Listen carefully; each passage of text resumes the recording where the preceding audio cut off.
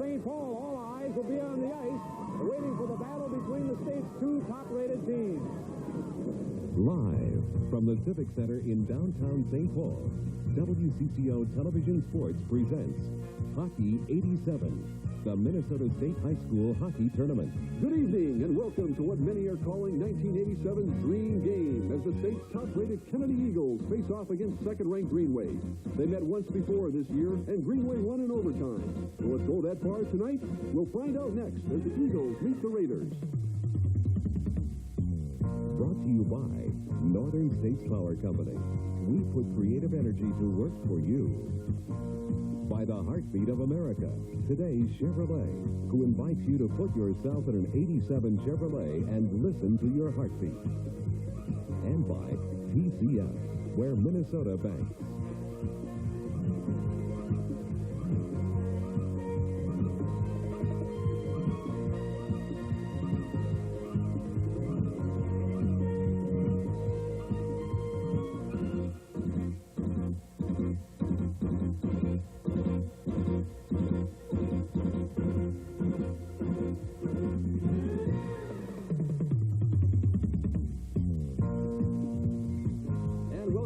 St. Paul Civic Center, Mark Rosen along with Ralph John Fritz and RJ. Not much has to be said. You only hope that the game matches the build-up to it, and there's no reason to believe it won't. December 23rd was the date. Greenway made the 6-hour bus trip to play Kennedy at the Bloomington Ice Gardens. Kennedy's Joe Decker, number 14, gave the Eagles an early lead. It didn't last long. Greenway's Ken Gernander quickly countered, setting the tempo for what both coaches called the best game of the year. Greenway would win it with 1 minute left in overtime, 4-3. Kennedy's only loss. Jerry Peterson, the coach of Kennedy, said Greenway was the best team his club had faced all year. The words echoed by Greenway coach Bob Gernander, who said the same thing about Kennedy. Both teams loaded with individual talents. Decker, Miller of Kennedy, Gernander, Vekic, and Chris Miller of Greenway. Of course, Ralph, the winner gets Burnsville. Should be an excellent game indeed. Of course, Kennedy, as you said, rated number 1 with those names, but nonetheless, the team from Warroad, North, is out, and they want to know if the North can rise again, and they're the only chance, the Greenway-Coleraine team. Coming right up, Greenway against Kennedy, live from the St. Paul Civic Center. This is continuing action of the 1987 State High School Hockey Tournament.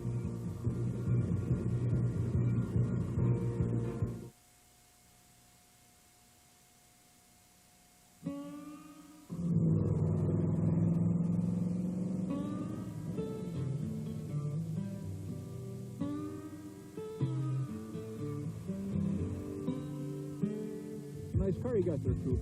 If that rear end was any higher, you'd be in violation of the law. Come on now, Sheriff. You know I'd never break the law. I'll be keeping an eye on you, Coop.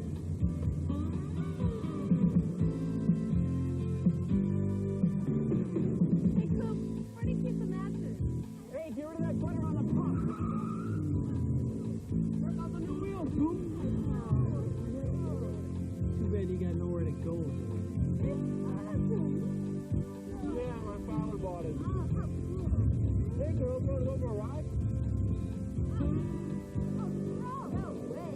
Go along. Just like bumper.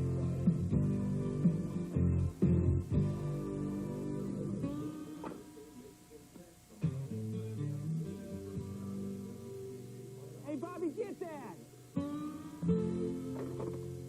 Yeah.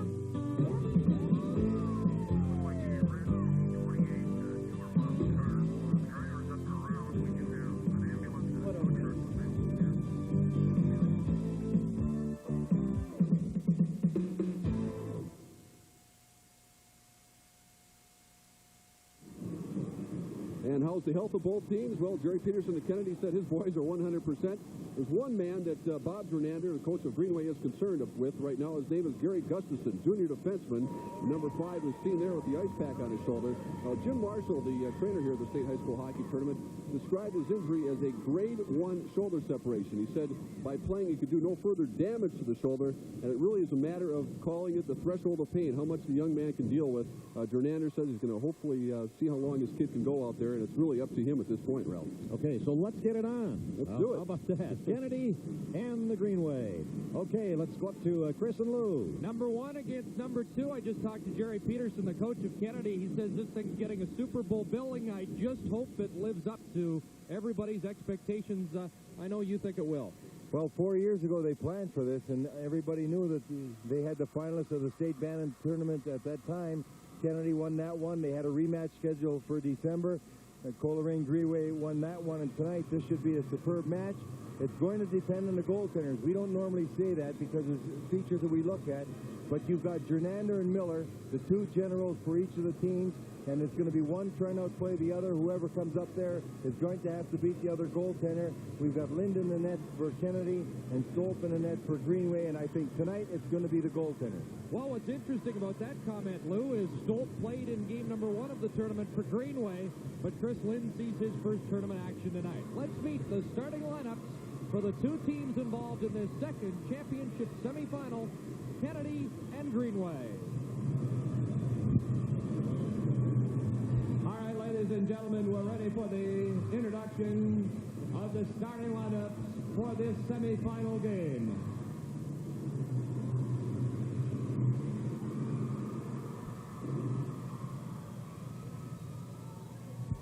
First, let's meet the champions of Section 5, the Eagles from Bloomington, Kennedy.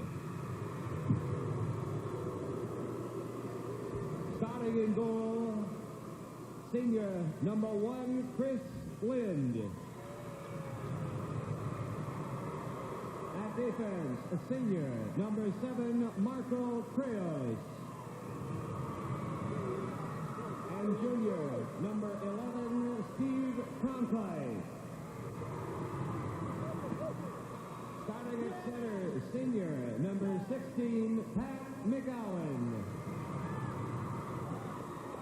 At wing, senior number 3, Mark Willinga. And senior number 4, Thomas Hanson. Coaching the Eagles, Jerry Peterson.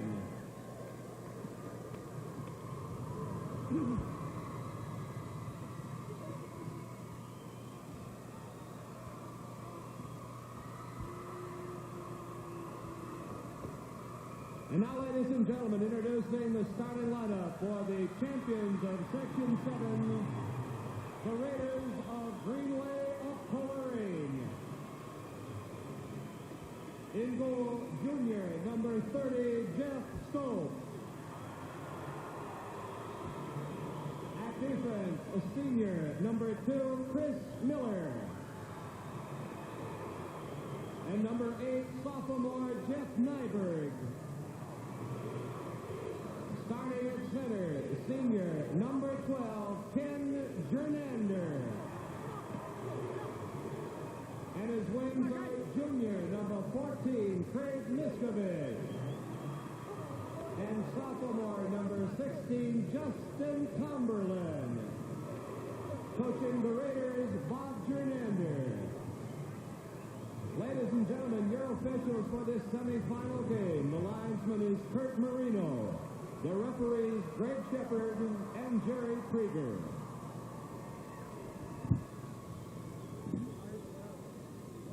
And now, ladies and gentlemen, we ask you to please stand and honor America as the Greenway Band, under the direction of Tom Patnode, leads us in the singing of the Star-Spangled Banner.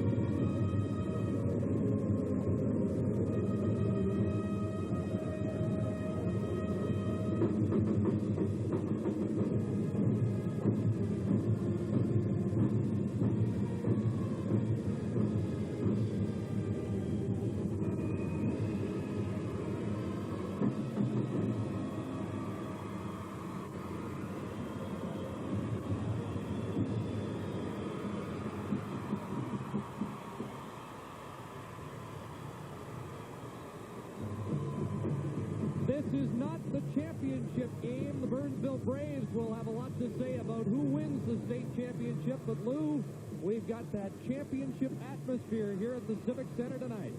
Well, we certainly have, and as we were talking about earlier, Chris, talking about these two teams, you've got exceptional talents in Jason Miller, a centerman, and exceptional talent in Ken Gernander, another centerman, and oddly enough, they are probably not going to play head-to-head all night long because each of the coaches has a great deal of respect for their own players, McGowan on Kennedy and Bekich on Greenway, and they usually take on the opposition's top-scoring centerman. But we do have a matchup here. The teams that played earlier in the season, 4-3 win overtime for Greenway, shots 32-31. Extremely well balanced. Both of them have mobile defensemen. Kreus and Cronkite love to carry that puck for Kennedy, as does Chris Miller for Greenway. They've got two very solid and balanced scoring lines. Each of them, they throw out the third line. They don't use the fourth line too much. Maybe a little more physical defense on Greenway's side, but some bigger wings on Kennedy's side. Here we go. We're underway. The Kennedy Eagles in the dark jerseys, the royal blue with gold trim. Greenway-Coleraine in white with green trim. And from the face-off, it goes down into Greenway territory. Hanson was forechecking, but out it comes. Tomberlin can't clear the zone. McGowan is forechecking. Kept in at the line. Warwick shooting. And Stolt makes the first stop of the game. In last night's two games when these clubs played, we saw Kennedy beat South St. Paul. Kennedy definitely wasn't as sharp as they've been in the previous two sectional games that I'd seen them. And Coleraine Greenway played an outstanding game against Edina, but early on, their passing wasn't as sharp as we anticipated it would be. They were very impressive, but they might be even more impressive than that. So both these clubs looking to be on the top of their game tonight. Landreth with the shot deflected by Decker wide as the big line for Kennedy now out. Jason Miller, number 10, he had the hat trick in yesterday's 7-3 victory over South St. Paul. And of course, Joe Decker, the scoring machine on the right wing, but Greenway gets the puck down into Kennedy territory and gets the face-off to the right of Chris Lind. Well, Miller had the hat trick last night, as did Gernander for Greenway, so you know those two centermen have the exceptional scoring skills. Miller's like a right-handed Neil Broughton. Actually, he's a lot like Steve Eiserman. Very clever playmaker. From the face-off, Bekich in the corner. Miller is there to take it away from him. Kent Landreth knocks it ahead on the boards, and it comes out to center ice, and there's Miller stealing the puck. Jason Miller inside the line took a look for Decker, and he was covered, but Miller gets it again. Like a magnet, he scores! What a shot! 1-0 Kennedy. Well, that's the fellow that they're going to be looking to, and he's puck lucky. He always has that puck. It seems to come to him. Even when he loses it, he gets it back, and he got it back right inside the blue line. Used the screen, let a slap shot go, and got it up high to beat Stolt early on to give Kennedy a 1-0 lead. Look at him. He gets the puck checked away from him, gets it back, lets the slapper go from 50 feet in the upper corner. And Stolt, not being able to see through the screen set up in front of him, reacted after the puck was in the net. You can see he's looking for the puck, can't see it, and next thing you know, it's behind him. Kennedy off to a 1-0 lead by their scoring leader, Jason Miller, who does it continually for this hockey club. That's his fourth goal of the tournament. He's just played, well, into his fourth period. He had a 55-point season coming in, and he continually impresses us every time we see him. He never seems to be out of the play. When he's on that ice, he finds a way to get the puck to come to him. And good hockey players do that. And there are some college scouts here tonight looking at Jason Miller. 1-0 at the 1:07 mark on Miller's fourth of the tournament. Here's Decker stealing the puck. He's bounced off Nyberg around the boards. Greenway tries to get it out of the zone, but they're hemmed in. Stolt fell behind the net, but now Kennedy on a line change. Greenway bringing it out. At the blue line, Kurt Miller for Greenway clears it down into Kennedy territory. An unassisted goal for Jason Miller. Puck cleared around the boards and back down into Greenway's zone. That's Chris Miller, the highly touted defenseman for Greenway. He clears it into the center ice area. Miskovich leaves it for Nyberg. Now Miskovich just banks it off the boards, and here's Ken Gernander. Gernander's just as good as Miller. He had 3 goals in his first game. Gernander puts it in front, and Chris Lynn holds on.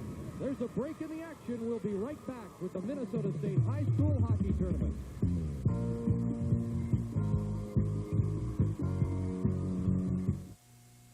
This is me about to fly a kite.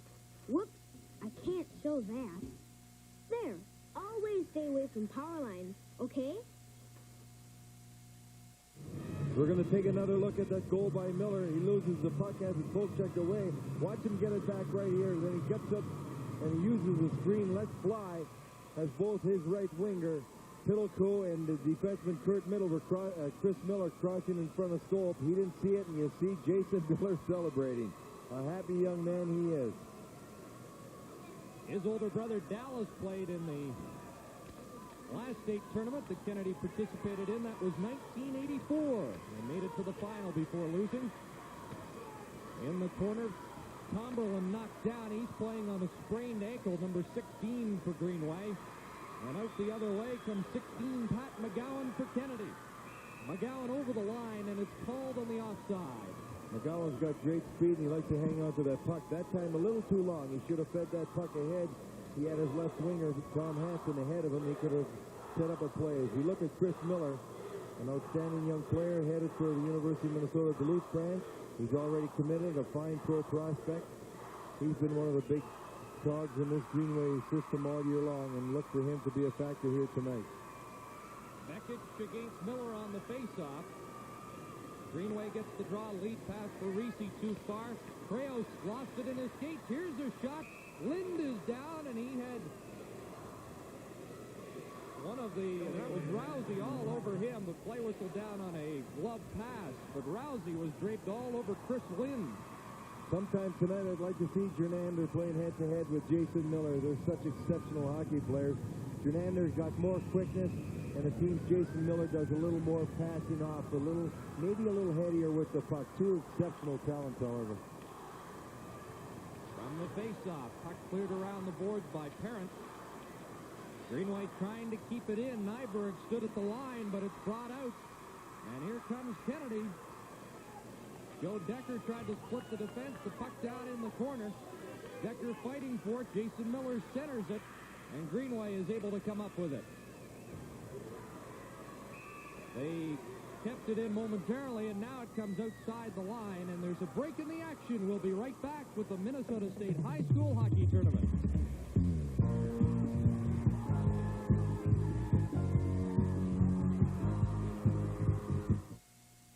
Why risk your money in a money market when you could earn a highly competitive rate in a TCF Savings Passbook account?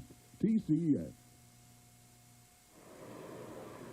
The top goal scorer on this Kennedy Hockey Club is number 14, Joe Decker, and he's a fella that Kennedy is looking to get in the opening to get some goals, and Greenway's going to have to make sure they keep him away from the net as well.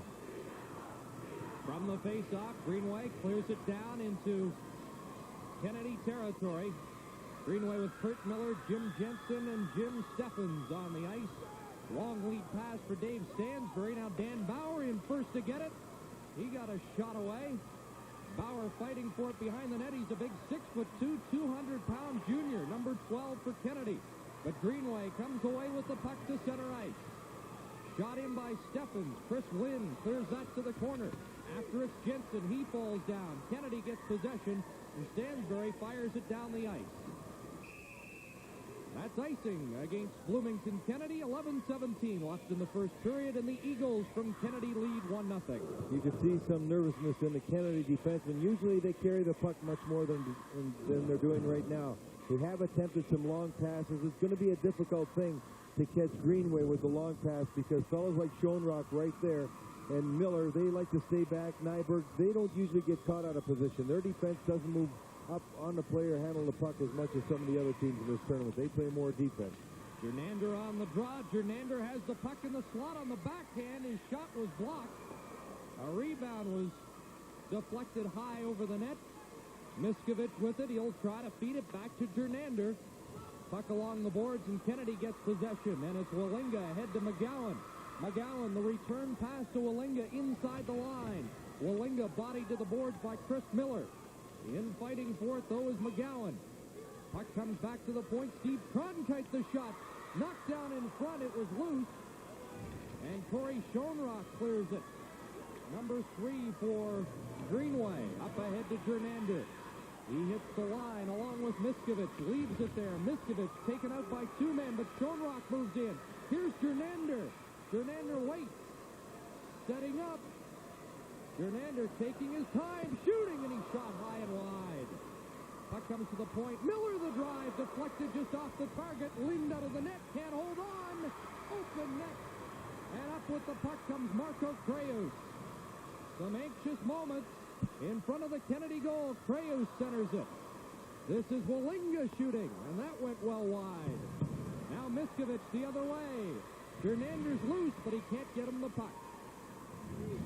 Steve Cronkite, the fine-looking junior, up ahead to Wallinga, and Jason Miller's back on the ice. Here's Miller. He takes a hit from Schoenrock, and the puck cleared back out to center. 9:40 left first period. Kennedy leading 1-0. And great action here both ways, Chris. Each team with explosiveness on their offense. Greenway working it in, trying to keep it in the zone, and they do. There's a shot from well out. Lind had some trouble with it, but holds on for a face-off. There's a break in the action. We'll be right back with the Minnesota State High School Hockey Tournament.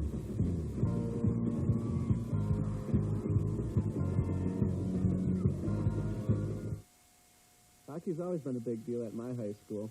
I knew the rules, but other players chewed tobacco too. I was only suspended 3 weeks, but it hurt. Each of these clubs have a great deal of speed, and they're willing to use it. The pace has been excellent here all night long. The crowd's electric. A lot of excitement, and the game has just begun. From the face-off, Joe Decker carries out to center ice. Chad Pittelkow is with him.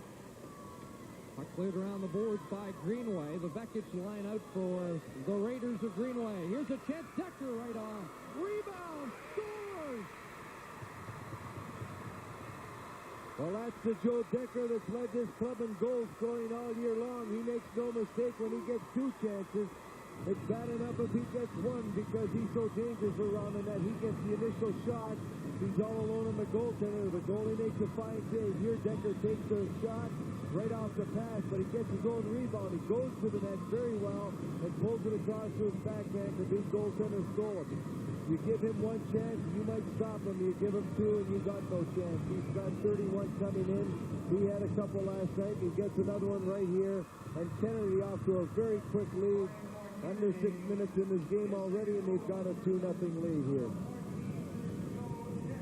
Must have been a defensive breakdown to give Decker that much time. In fact, the closest Greenway players to Decker were both forwards. So. Well, actually, Decker was shooting off the pass, and the defenseman moved up to block, and as he did, Decker looking to the net when he makes the shot. He sees the save. He goes around the player, and he's in all alone on the goaltender.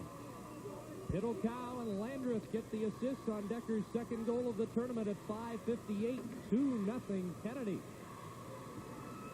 This Greenway-Coleraine team perhaps a little tight. The crowd, though, is certainly in their corner in this game.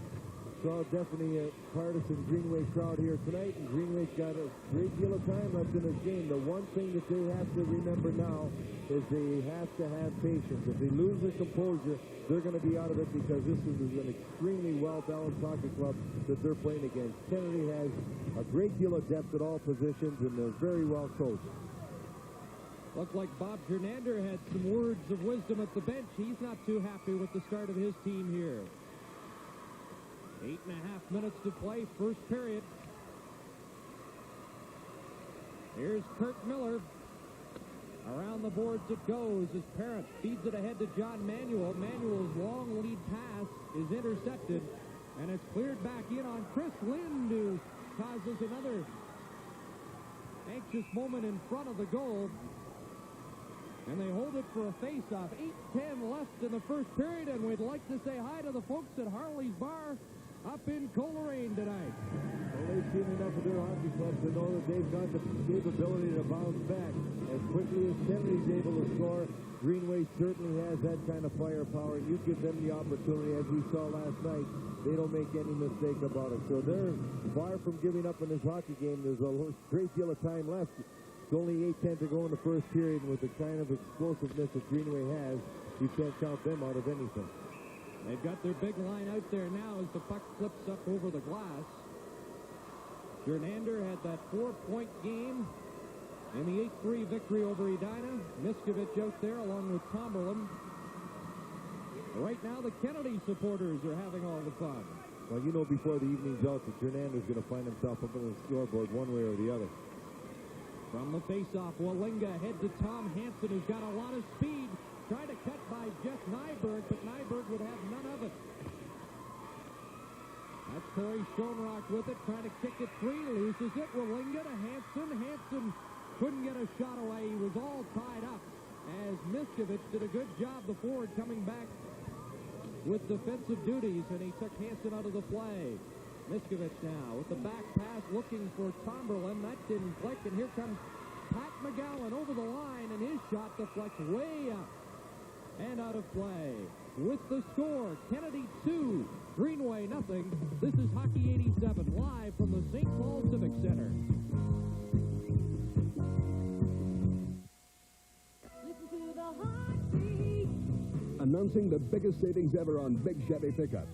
Get an automatic overdrive transmission at no extra charge on Chevy half or 3/4-ton regular cab pickups. Plus, when you purchase specially equipped Chevy pickups, you get air conditioning or a V8 at no extra charge or Scottsdale trim at no extra charge. Get the biggest savings ever on new Chevy full-size pickups.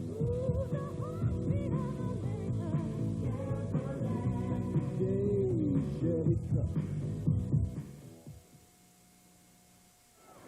One little change Coach Gernander can make is get his defensemen to stand up a little more. They're giving the Kennedy forwards a great deal of respect, giving them the blue line.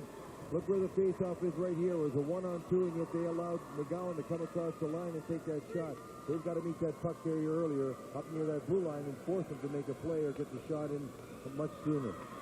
Todd Loma behind the net. He's seeing action. Gustafson with that bad shoulder has not hit the ice yet. Loma takes Jason Miller to the boards. Miller, though, tries to dig it free. Back it comes to the point. Landers keeps it in. Decker centers it. There's Miller. Checked before he could get a shot away. Good defensive play there by Chris Rousey as the puck comes to center, but Decker turns back. Here he comes. Joe Decker already one goal. Centered it in front for Jason Miller. And that was broken up by Todd Loma. Loma steps over the line and clears it in. Back to get it is Mike Parent. Parent around the boards for Decker. He's being watched there by Joe Reese. Reese forechecking now. Kent Landreth turns, fired it ahead to Decker, who failed to handle it. Now Parent tries the other side, and Pittelkow. Chad Pittelkow flips it ahead. There goes Jason Miller, but step for step is Derek Beckett. So Kennedy makes a line change, and Chris Miller has it. There's a long shot. Handled easily by Chris Lind. Now pass on the left wing for John Manuel, number 17. Manuel ducks the check and slides it down into the zone. Manuel takes his man to the boards, tries to dig it free. Stansbury tried to center it out in front, and it comes out now for Kurt Miller. He just shoots it in on Lind, who elects to hold on with 5:56 left in the first period. The pace continues to be very quick, Chris, and Kennedy reacting extremely well to turnovers, and their transition game has been excellent. They are going from offense to defense very quickly, and they're able to move that puck real well when they get it up the ice and skate with it. They're catching Greenway in man-short situations all the time as they turn that puck up ice. Rick Weiss with the puck, a long lead pass and a good one to Bauer. Bauer puts one move on, shooting, and Stolt made the arm save. Good pass ahead by Rick Weiss, number 18, and Weiss has the puck in the neutral zone. Gets rid of it this time. Now Weiss gets it back again, flips it ahead. Stansbury goes after it. Bauer clears it, or that's Bauer with it now. Bauer rifles it in right on goal. Now we see Gustafson is out on the ice, so Gary Gustafson seeing his first action, number 5, He had that slight shoulder separation in the game yesterday. Gernander clears it inside the blue line, flipped back out by Kennedy. Schoenrock ahead to Gernander. He hasn't really got untracked as yet. They're watching him closely. Here comes Ken Gernander inside the line. Gernander around behind the net, fires it back. Gustafson didn't have much on it. Put it out in front. Here's a chance. And it was rolled wide of the net. Andrew Parker is out for Greenway, and he missed the target there, number 6. So apparently Tomberlin's sprained ankle is bothering him, so Parker takes Tomberlin's spot on the wing. And Gustafson went off very quickly right after he shot that puck, so that shoulder's got to be bothering him a great deal. He was very awkward in trying to take that shot from the point, obviously in pain. Miller keeps it in, and now back behind the net is Marco Kreus. They work it out, and here comes Pat McGowan. He's the designated checker tonight against Gernander, but McGowan has offensive talent, but gives it away, and here's Gernander trying to break, and Kreus cut him off. Gernander now a shot, and that went wide. On the far side, Nyberg pinches in, but he is checked, and here comes Kennedy with 3 minutes, 54 seconds left in the first period. That's Pittelkow. Pittelkow worked off the puck, but look at him go after it. Pittelkow takes Miller to the boards. They win it free. Jason Miller back to the point. And Landreth fanned on it. Miller clears it into an open corner. And up with it there is Chris Rousey. Rousey can't clear it as Decker keeps it in once and then almost a second time. Finally it comes out to center. Up with it is Beckett. Beckett over the line. Here's a chance. Rousey backhand wide of the goal. Around the boards it goes, and Parrott feeds it ahead. On the right side, the pass for Jason Miller misses, but Decker follows up. Decker trying to barge through, but he couldn't get by Beckett. Now the Kennedy forward line going to the bench for a line change with 3 minutes to go. In the first period, it is 2-0 Kennedy Eagles. Chris Miller caught without a stick back there. Kennedy trying to keep the puck in the zone. Now out comes Beckett. Up ahead it goes to Jensen. He hits the line with Steffens. Steffens taken to the board by Kevin Colley. And back comes Stansbury on the left side for John Manuel. He hands it off to Stansbury. Bauer's in front. And Bauer was taken down and will have a penalty, an interference call against Greenway. With the score, Kennedy 2, Greenway nothing. This is Hockey 87, live from the St. Paul Civic Center.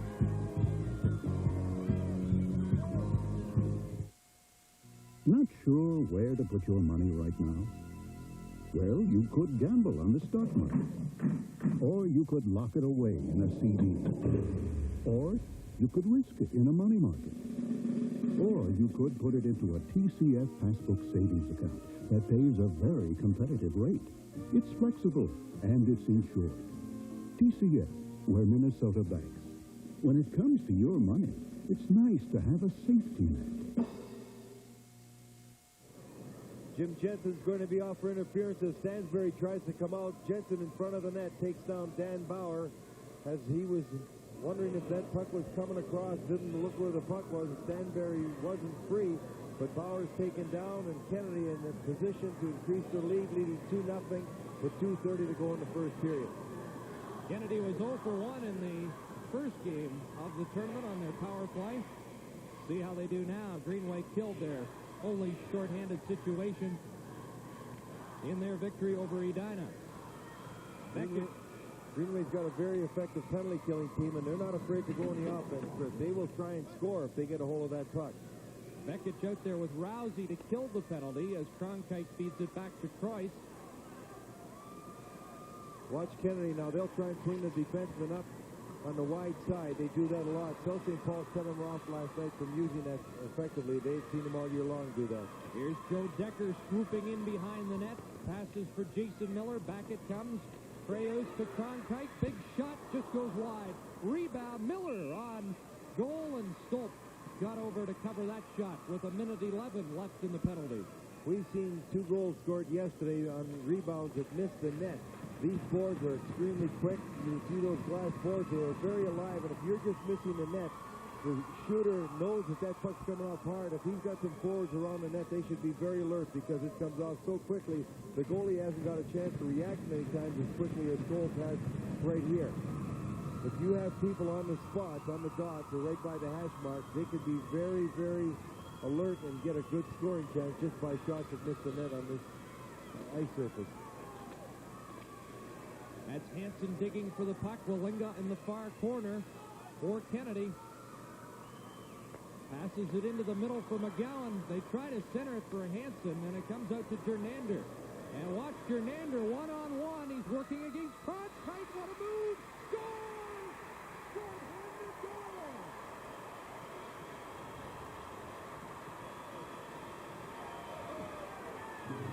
What a hockey player that young man is. He is forever dangerous. It doesn't matter if he's in an outnumbered situation. Kenny Gernander with 3 gears when he's skating. He seems to find a different speed every time he's got that puck. This time he goes down, he makes a good move on the defenseman. You see him here, even though he loses it too far, he's so quick. He beats the goaltender Lind as he commits himself to come out. Kenny Gernander putting Greenway on the board with a short-handed goal just through sheer speed and a super move going back to his forehand to get a wide-open net and close the gap. A dangerous Ken Gernander with a superb move, and there you see his goal. You knew some way, somehow, he was going to be in that scoreboard tonight. You don't keep that young man scoreless or pointless when you're playing in the big game. He's done it all season long. He was their leading point getter. He had 58 points coming in, and he just hasn't stopped. You see a very happy Coleraine group up the bar, and they're just enjoying themselves there, and they've got a lot to be proud of because this is a very fine hockey club that they've sent down to the state championship. With the score now, Kennedy 2, Greenway 1. This is Hockey 87 live from the St. Paul Civic Center.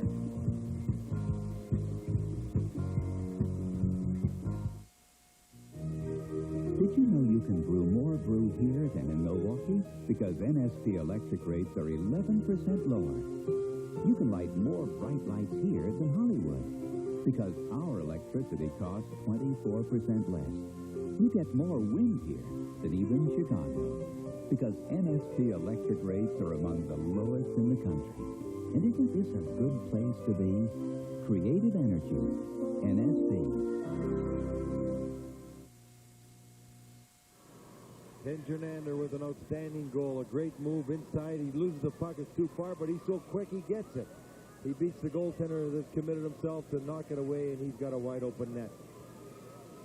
Chris Miller got the assist on the goal. We have 1:16 remaining in the first period, and there is still 44 seconds left in Jensen's penalty, so Kennedy remains on the power play. 2-1, the Eagles lead, but Greenway's got to get a spark from that goal. Here's a loose puck and a shot. Stolt made the save. Close call there as Pittelkow almost scored. Cronkite shooting, scores!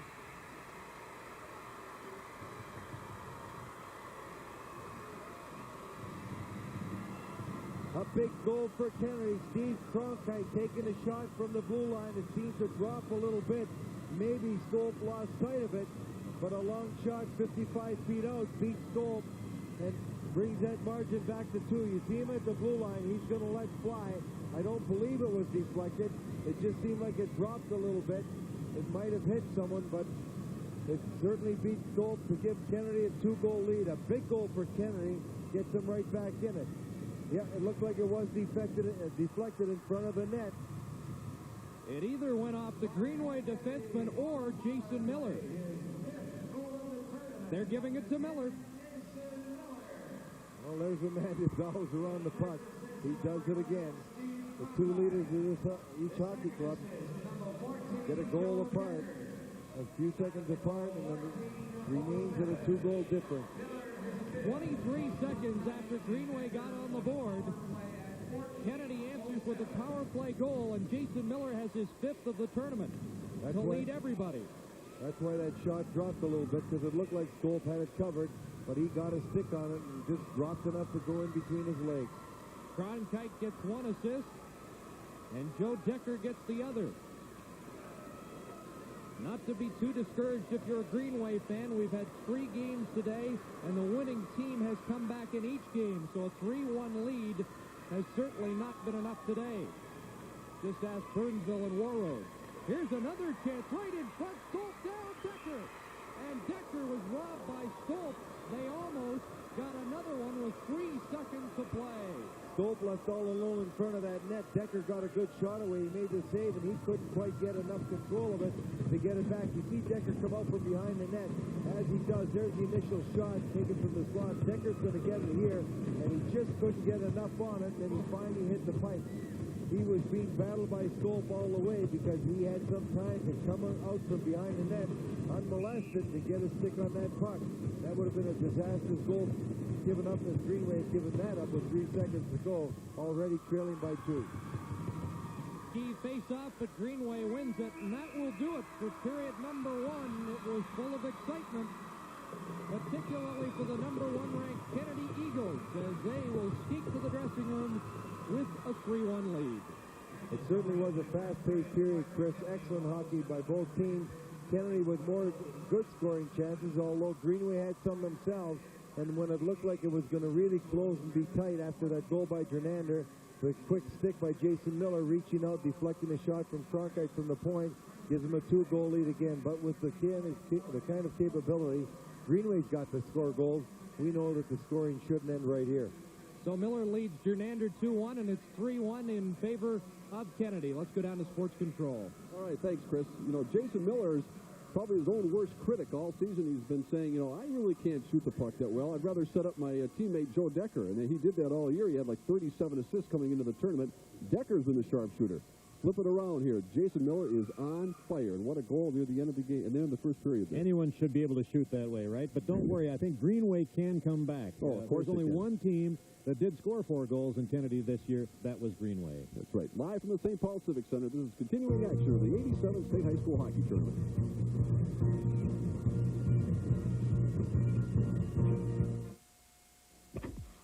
So, what'd you take last night? You'll see.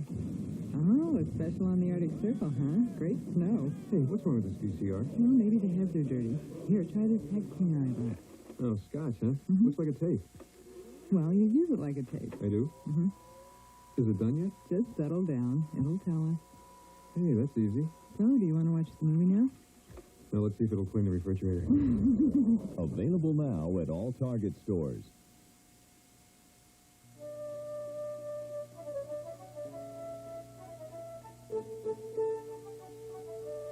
Trash.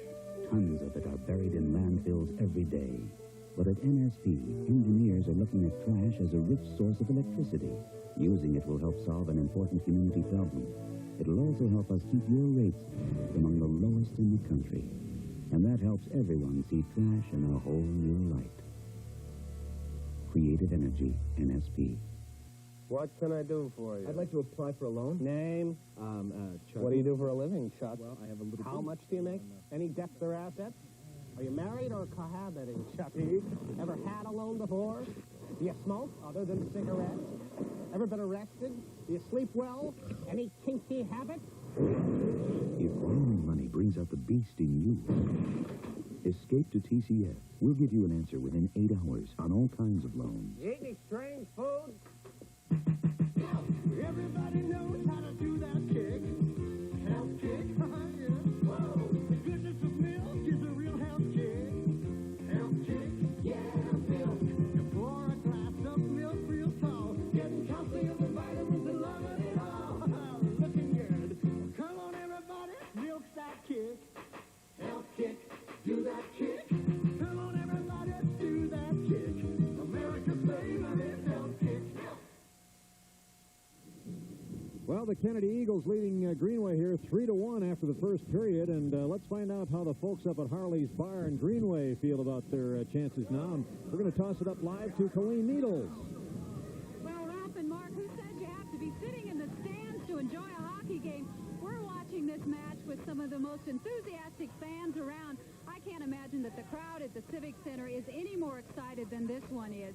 We are, as you mentioned, at Harley's Bar in Coleraine, a popular gathering place. And for the many Greenway fans who couldn't get tickets or had to work, this is definitely the place to be. At least 75 people have packed into Harley's tonight to watch the action on TV, and I don't have to tell you how seriously these folks take their hockey, though the mood tonight is very jovial. Last night, the mood here was very morose. Now, you may wonder why. Greenway played a tremendous game, but none of these TV sets, but they weren't watching hockey. Due to technical difficulties at the local cable company, no one in Coleraine or Bovey saw the first 2 periods of the game. Frank Saratori says it was pure torture to miss the event he'd waited 17 years to see. I have these kids in class every day, and I'm extremely proud of them, and I want to watch them do well. And they were doing well, and I couldn't see them, you know. And consequently, because of that, I was frustrated. Even though Frank's high school classroom was empty today, his wife had to work. So Frank will be cheering on Greenway from the electronic sideline instead of the stands. But if you think the distance will do anything to diminish the thrill in this household, you underestimate the magic of Greenway hockey. Tremendous. We might only get there once every 15, 20 years, but to get down to that state tournament and to be able to play the best in the state, and that's everybody. There's no class structure. Like I said, we're going to walk around here for, if it takes 10 more or 15, saying, remember when we beat a Dinah? Where could you get that enthusiasm if it wasn't for kids? Well, you might just try Ann Miskovich. She's run this cafe in Pengilly for 20 years, and she's been cheering on the Greenway hockey team, well, ever since there was one. She's the keeper of trophies and Lucky Charms. But like many folks with a job to do, she'll be cheering on her boys from up north tonight. Solo Jim Trumbley is Taconite. His friends call him Slimmy. They also call him the grandfather of hockey around these parts. I started with a pair of clamp-on skates, just like the rest of the old-timers in Taconite. No kidding. Yeah, magazines for shin pads. No gloves. Slimmy played on the U.S. hockey team in 1950, and he's coached championship Bantam teams for years. This is the only reason he isn't in the Twin Cities tonight. His company is working on a pipeline and must clear a swamp before it warms up. It's not the first time Slimmy's missed a big hockey game because of this plot of ground. In 1952, Slimmy was invited to play on the U.S. Olympic team in Norway. He had the complimentary plane tickets in hand. We were just starting our construction business in 1950, and we never had no money. And I was married, had a kid, and we had to get this job done. So I chose to finish the job instead of playing hockey.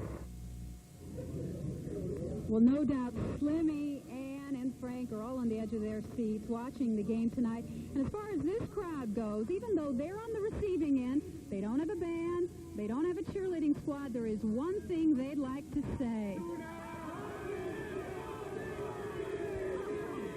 What more can we say? Tony, I understand you have some fans there in the Civic Center. Back to you, Tony.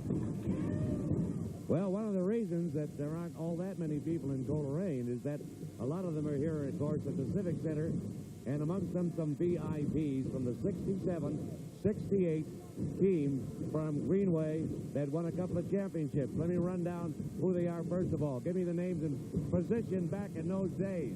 And there's the camera. Okay, played right wing on second line. Name? George Zelich. George, I'm sorry, I couldn't remember that one. All right, what do you got here? Jim Steffen, right wing. Jim? Okay. Mick Metzer, center. And I picked this up. All state, right? Yeah. Terrific, Nick. Mike Adams, I was the defenseman, played in 67. Okay. And Jim McLean? Jim McNeil, I was McNeil, I was left wing, and Jim Steffens wide, 1967. All right, now you guys got the reputation as the comeback kid in 67 when you won your first title with the rookie coach Gernander. That's right. You want to background that very briefly for us? How'd you get the reputation as comeback kid? Well, in all three of our games that year, Tony, we were behind by one goal against Minneapolis Roosevelt in the first game, and we beat them. Against Hibbing in the second game, we beat them. And against St. Paul Johnson in the third game, and we thumped them. Okay. You guys had Antonovich, on that team, right? Yes, sir, we did. Who were some of the other guys who aren't here today? Oh, we had Kenny and Gary Lawson, both excellent players. Mike Barley, Mike Holland, Jeff Kozak, Bobby Casey, Mike Sluggo Mead, Billy Joy. Bill Joy was all-state goaltender that year. You guys have used this tournament as an excuse for a get-together, is that right? Oh, most certainly. Where are the wives? I'm not quite sure. They're not quite sure. They're here having a good time, though. The 67-68 championship team. Back to you guys. Thanks. Well, it's been 17 years since Greenway was last here at the state tournament. I don't think it'll be that long because they may be back next year. They have only 4 seniors on this year's Greenway team. They're all having fun, aren't they? You bet. Okay. This is live continuing coverage of the 1987 Minnesota State High School Hockey Tournament.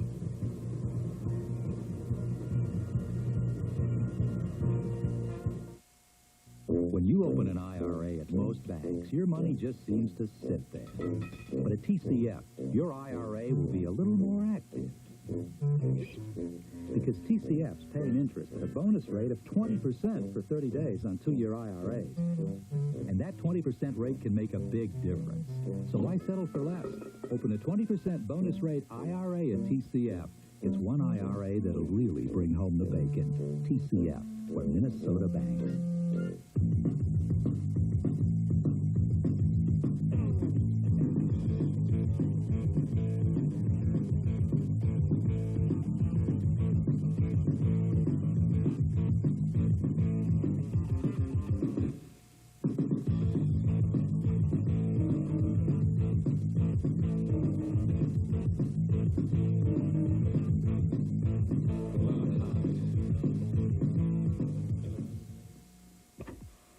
What'd you take last night? You'll see.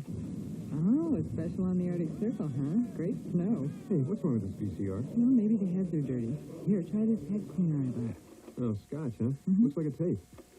Well, you use it like a tape. I do? Is it done yet? Just settle down. It'll tell us. Hey, that's easy. So, do you want to watch the movie now? Now, let's see if it'll clean the refrigerator. Available now at Musicland. If you got a problem, don't care what it is. If you need a hand, I can assure you this. I can help. I got 2 strong arms. I can help. It would sure do me good to do you good. I can help. To use energy smarter in your home, in your business, call your NSP Energy Consultant. We can help. Well, in speaking with Jerry Peterson, the head coach at Kennedy, before the game, we said, what did you tell your team? He said, I told them to be loose, go out and have fun, and play this like you're playing 3 games. Win the first period, win the second, win the third. He's right on target right now, 3-1, Kennedy leading. They won the first minute. Jason Miller has become a household name the last couple of days here. A tenacious play, letting go of the 50-foot screen slap shot right there to put Kennedy on the board 1-0 into that game. And Joe Decker... well, there you got to see the reaction, too, don't you? Oh, he was a little excited. Joe Decker, number 14, has been scoring a lot. 31 goals he came into this tournament with, 13 assists. And following that little celebration, we're going to take a look at Decker's goal that made it 2-0. He shoots. Then there's a save by Jeff Stope, but then a rebound, Decker, and he goes to his backhand, and they're up 2-0. Here's the play of the tournament, playing a man short, Kenny Gernander. What a move. A shorthanded goal, and Dougie Wood would love that one up in North Dakota. Gernander, of course, is going to the University of Minnesota next year. That may have been the play of the century. They should have shown that whole thing. Steve Cronkite, there was 23 seconds later, came back, another long blast. There were 2 long shots just inside the blue line. That made it 3-1. It was tipped in, actually, by Jason Miller. I'm sure Cronkite loved getting an assist on that one because it was Cronkite who was beaten right there by Gernander on that play. I mentioned the Gophers and Doug Woodgate lost tonight to North Dakota 5-3 in their first game of their total goal series in North Dakota. Of course, game 2 of that series is tomorrow. Live from the St. Paul Civic Center, this is continuing action of the 87th State High School Hockey Tournament.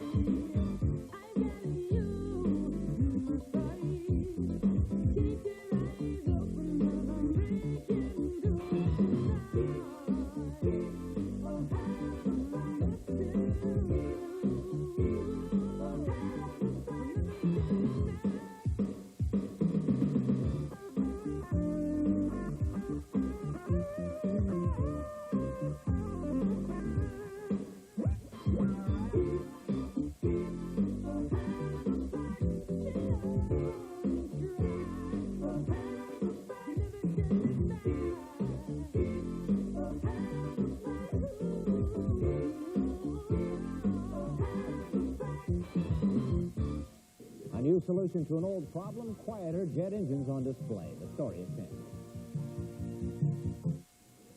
After one period in the semifinals here, Bloomington Kennedy leading 3-1 over Greenway-Coleraine. The saves were actually dead even. It was 8 apiece. Chris Lind and Jeff Stolp there of Greenway also had 8, but Kennedy outshooting them by 2. Burnsville was also down 3-1 at the end of the first period, came back and beat Warroad. We'll find out what Greenway has coming up right now. Well, not only Burnsville, we had 3 teams today that were all trailing 3-1 after the first. We had Roseville, Warroad, and Edina all leading 3-1. They all lost. So those people up in Harley's Bar, don't get discouraged, because your team is in a good position if you like to look at the history of the day. But they're going to have to do it against a much better team, because Kennedy is a superb hockey club, and you know one thing, they're going to keep coming after you. So we expect the same kind of pace we had in the first period, and that pace was superb. But Greenway looked a little tight in the first period, Lou, compared to yesterday. Maybe Kennedy just kind of forced them into that posture, but it looked like Greenway has to loosen up a bit in the second period to get things on track. Well, one thing that made him a little tight is Kennedy was able to come out with so much jump, and they got a quick goal right away. That's going to make them somewhat tenuous. They came after a game yesterday when really they were in complete control within the first minute. By 2-minute mark, they were already up a couple goals, and this was quite a change for them today. They have Gernander out there right now, and he chops at it the backhand. That didn't get through. Gernander after it again. He has the lone goal for Greenway, but Pat McGowan clears it out to center. Gernander spins, and the lead pass goes to Tomberlin. Tomberlin back on the ice. They've been spot shifting him because of his sprained ankle. Number 16, Miskovich with it. He gets it inside the line, but trapped inside was Gernander offside. Well, lines changing very quickly, 31 seconds, and the coaches are changing their lines. They want to get everybody into it. They want to make sure that the teams are all ready to play at a high level, because they know that each of these clubs has speed, and you can expect a high tempo throughout this game. It was interesting, Tony Parker talking with the Greenway veteran players, and one was named Jim Steffens. There's a Jim Steffens in the lineup for Greenway in this game, and I would guess that is Jim Steffens Jr. Here's Jeff Nyberg with the lead pass on the left wing. It gets through to Joe Reese. He passes to Vekic. Vekic inside the line, checked by Jason Miller. Now Rousey has it, and Rousey fires it in for Greenway. Out of the net is Chris Lind, making his first tournament start. They had Thane Venix going last night in goal for Kennedy. And Lind at the side of the net has to hold on with Vekic at his doorstep. There's a break in the action. We'll be right back with the Minnesota State High School Hockey Tournament.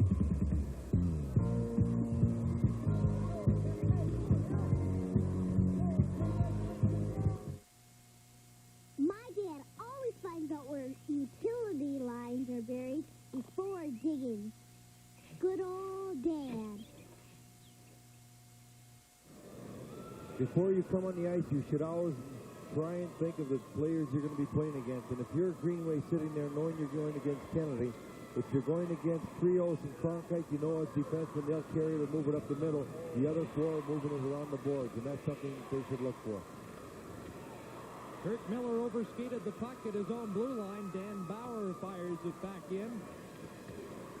Bauer out there along with Stansbury and John Manuel for the Eagles in the dark jerseys. That's Manuel with the puck at center, backhanding it into the zone, and coming out of the goal was Stolp, as Loma had a man on him in Bauer, so Stolp elected to hold on for a face-off. 13:20 left second period, and it's 3-1 in favor of Kennedy. There's Dave Stansbury. He's just in between two wings. He plays with Manuel and Bauer. Two wings, he's 6'1", 6'2", and his wings are fellows that can punish the Greenway defense. That's what they'll be trying to do tonight. From the face-off, Jeff Nyberg with possession. He's being watched closely by Pat McGowan. Nyberg gets it ahead, but intercepting the pass is Tom Hanson. He's a little scooter, and the drive just went wide. Pinching in, there's a shot from the point. Hanson is in and around there, buzzing there. Number 4 centers it through the goal crease. Wallinga couldn't knock it in. And now the puck comes out to Gernander, and he is leveled. What a check by Marco Kreus. Great hit on Gernander. Otherwise, he was home free. Miskovich turns in the center ice zone. Inside the line, Tomberlin. flicks it towards the goal. Kreus to Cronkite. Cronkite drops it back to Kreus. Don't usually see the Scandinavians with such heavy hitting, but Kreus really leveled Gernander. Now back up ice comes Kennedy. That's Wallinga. Wallinga's pass and the shot by McGowan was stopped by Stolp on the short side. Lead pass, Miskovic too far. Kreus takes a look, and now it's shot down into Greenway territory by Chad Pittelkow. Greenway trying to get it out of the zone, can't do it. Decker fanned on his shot, and now it comes out to center ice, and here's a break on a late line change, and getting back well defensively was Kent Landreth as Chris Rousey stepped out of the bench and looked like he might have had a break. We'll take a look at that check by Marco Kreus. Genander's cut to the middle, and Kreus was smart enough to come over to him as he was picking up the puck. Gernander didn't know where he was, and Kreus had his two wings back checking, so even if he would have missed him, by the time Gernander would have made an inside cut, he would have been picked up. But a good check by him, and he caught Gernander just on the inside. Fortunately, didn't hurt him because he almost got his knee there. There's a shot from the point by Chris Miller, deflected wide of the goal. Beckett's trying to stuff it in, and Chris Lynn makes the save. And Parrott was pushing in behind the goal. Nothing comes of that. There's a break in the action. We'll be right back with the Minnesota State High School Hockey Tournament.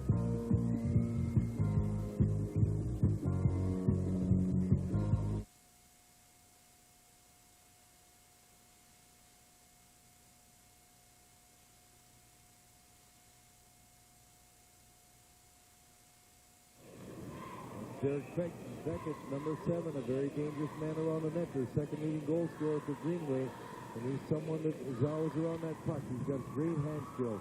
He'll be playing for Herb Brooks next year. We've got a penalty coming up to Kennedy, a delayed penalty, and here goes Beckett. Beckett's inside the line, has Reese and Rousey with him, centers it. And the pass was deflected, didn't get through, and here comes the penalty call. We'll see Greenway on the power play. With the score, Kennedy 3, Greenway 1. This is Hockey 87, live from the St. Paul Civic Center.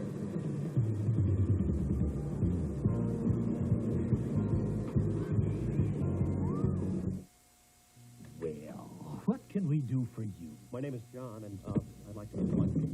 When you go to some banks to borrow money, the way you're treated is almost criminal. What do you want the money for? Well, I'd like to buy a... What makes you think we should give you the money? Well, I thought you were the ones who had it. What is this? Just sign it. What?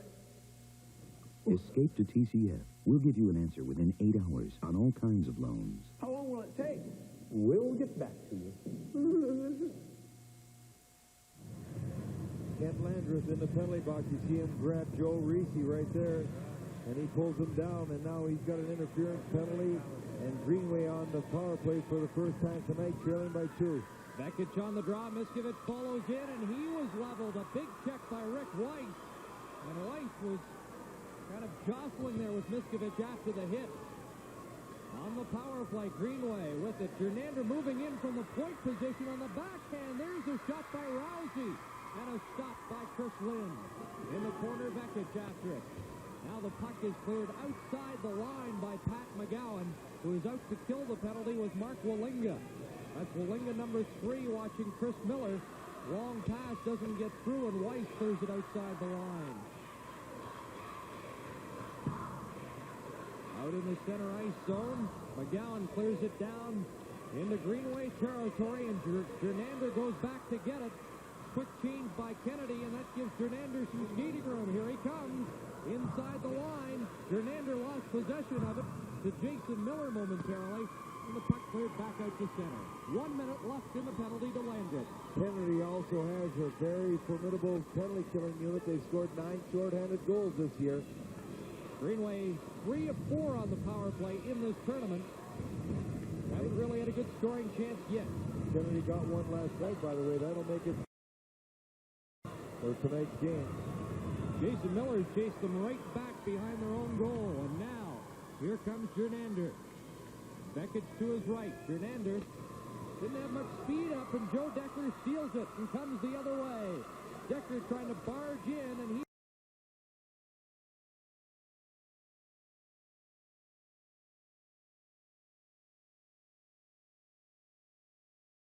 broken up and cleared outside the line by Kreus.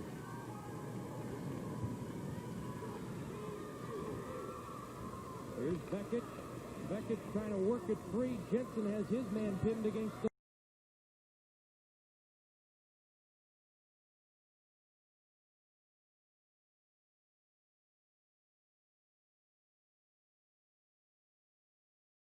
Really getting a good scoring opportunity in that 2-minute man advantage. Here's Beckett trying to cut in. Cut off by Wallinga. And this Kennedy team doing a good job playing both ends of the ice. Up ice they come. McGowan slides it through. Wallinga after it. He is sandwiched there by Jensen. And a defenseman. McGowan goes after it with the shot, and that hit someone in the back. Didn't get through. Greenway would like to get a whistle. There's a big hit by Nyberg, but McGowan comes out in front. Stolt with the save. Rebound. Hanson. Wallinga jamming, and they whistle it down. With the score, Kennedy 3, Greenway 1. This is Hockey 87, live from the St. Paul Civic Center.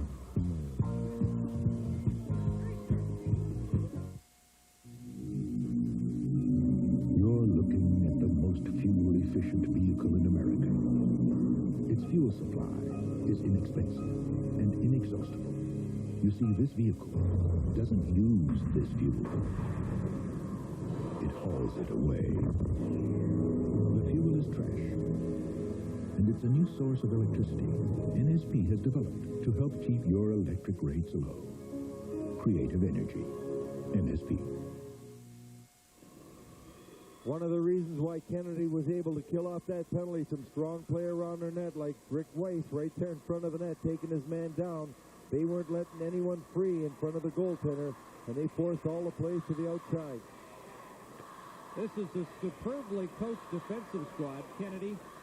They were number 1 in the state defensively, and not only that, 18 games this year out of 24, they allowed 1 goal or less, and that's remarkable. Here's a lead pass for Gernander, and a good defensive play by Mike Parent, who just got back to knock that puck off the stick of Gernander.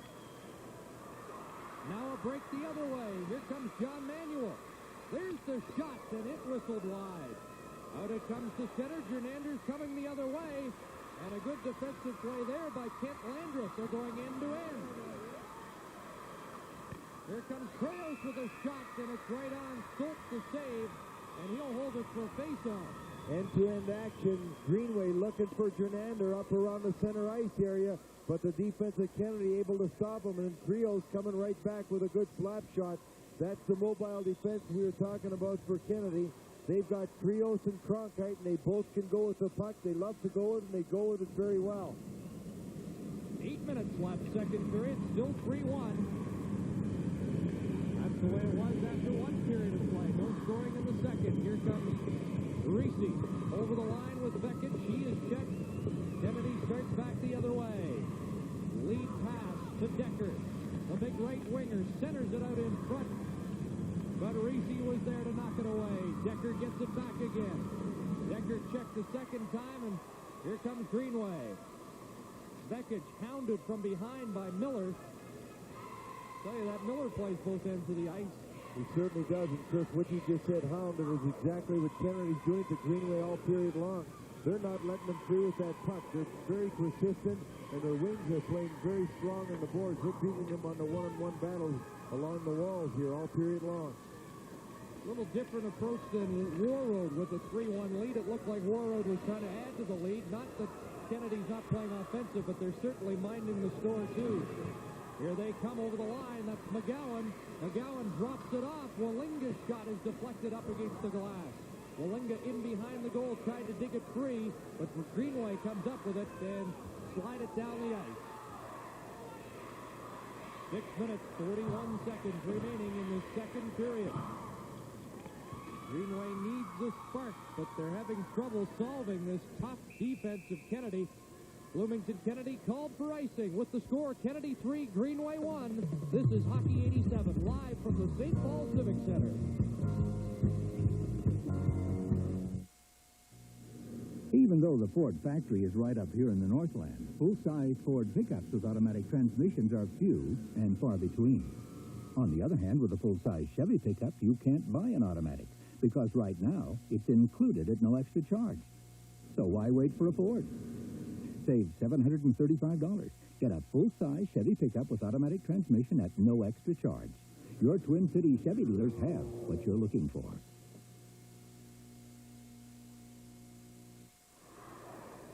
Greenway's going to have to react to the boards better because Kennedy's coming out very, very well this period. They're not getting enough pressure put on them on the forecheck. Chris Miller. After it there, Steph. Front, Kurt Miller was knocked down on the play, and out breaks Dan Bauer for Kennedy. Bauer on the near side to Manuel. Manuel scoops it towards the net. Puck is loose. Moving in is Weiss, and he shot his glove down by Stoltz, who holds it for a faceoff. And you could see Kennedy beating them to the puck, and that's what they've got going for them. As we look at Jim Steffman, his dad is a former high school hockey coach, a great deal of tradition up there in Greenway. One of the fellows not in that interview at the end of the period, Mike Antonovich, a superb hockey player, not only up at Greenway, but then at the University of Minnesota, the WHA, and then in the NHL. Quite a talent. He played for the state champions of Greenway in 67 and 68. Also came to the tournament in 69 and is the third all-time scorer in state tournament history.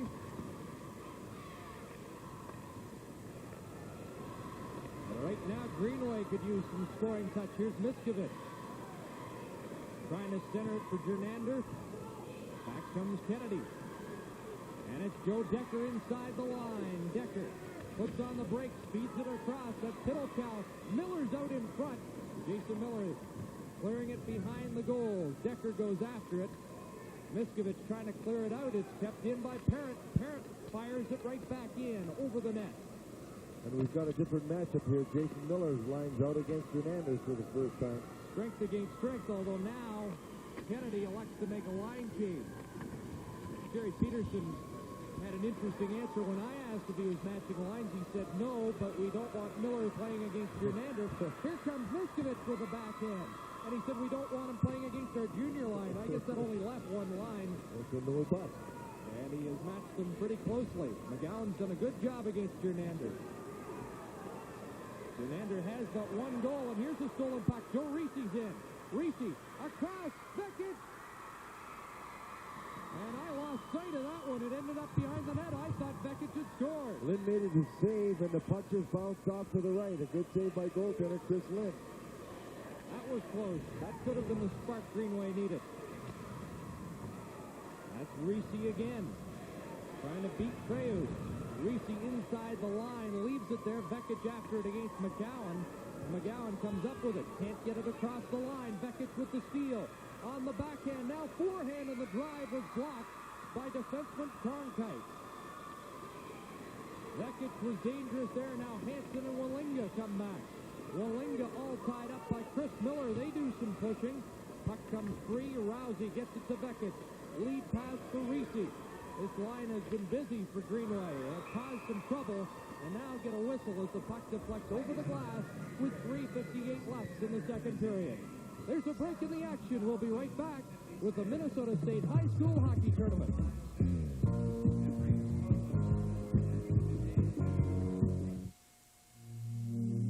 More and more Minnesotans are turning to gold. Quality coverage for Minnesota's healthcare leader. Greenway's picked it up the last 2 minutes. They've had a couple of good opportunities. They're starting to get better puck control in Kennedy's end. Kennedy, however, is still content to go down ice and take the opportunities that they get because they do have a fine, balanced hockey club there, and they are all capable of scoring goals. Kennedy clearing it down the ice, right on goaltender Stoltz. Look at those Kennedy forecheckers buzz down, and they get a face-off deep in Greenway territory. Tonight's attendance, 17,056, so the tournament total now, 68,609, as we continue on pace for another over 100,000 tournament crowd. Here's Manuel from the face-off. That was deflected over the goal. Chris Miller rinked wide. That one cut off by Stansbury, and now Greenway gets it outside the line. Stansbury knocks it back in. But here comes Greenway. It's Jensen.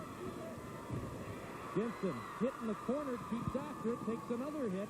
Puck cleared around the boards, and Kennedy gets it out to center ice. Chris Miller hit there by Bauer, and here's the break. Stansbury in, and he rifled that just wide.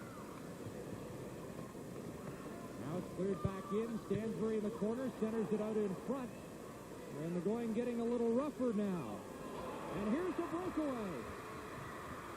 Steffens in, and a big stop there by Chris Lynn. Stood his ground, made the save, and that was a big one for the Kennedy team. Well, that's been the difference this period. That fellow right there has been able to make the save. Chris Lynn beats Jim Steffens. Steffens in all alone. He looks, he sees where he's going to shoot. But Lynn stood his ground, gave him nothing to shoot at, made the save on a breakaway with 2:54 to go and a 2-goal lead. Chris Lynn coming up big for this Kennedy Hockey Club at a time when Greenway certainly needed a goal as the period's wearing down. Lynn is very sure of himself, and he certainly looked sure of himself on that breakaway, and there was almost a break the other way for Decker. Decker moves inside the line, hands it off. Miller shooting. Stolt makes the save. Back the other way, Justin Tomberlin. Up left wing. Beats Miller with one move.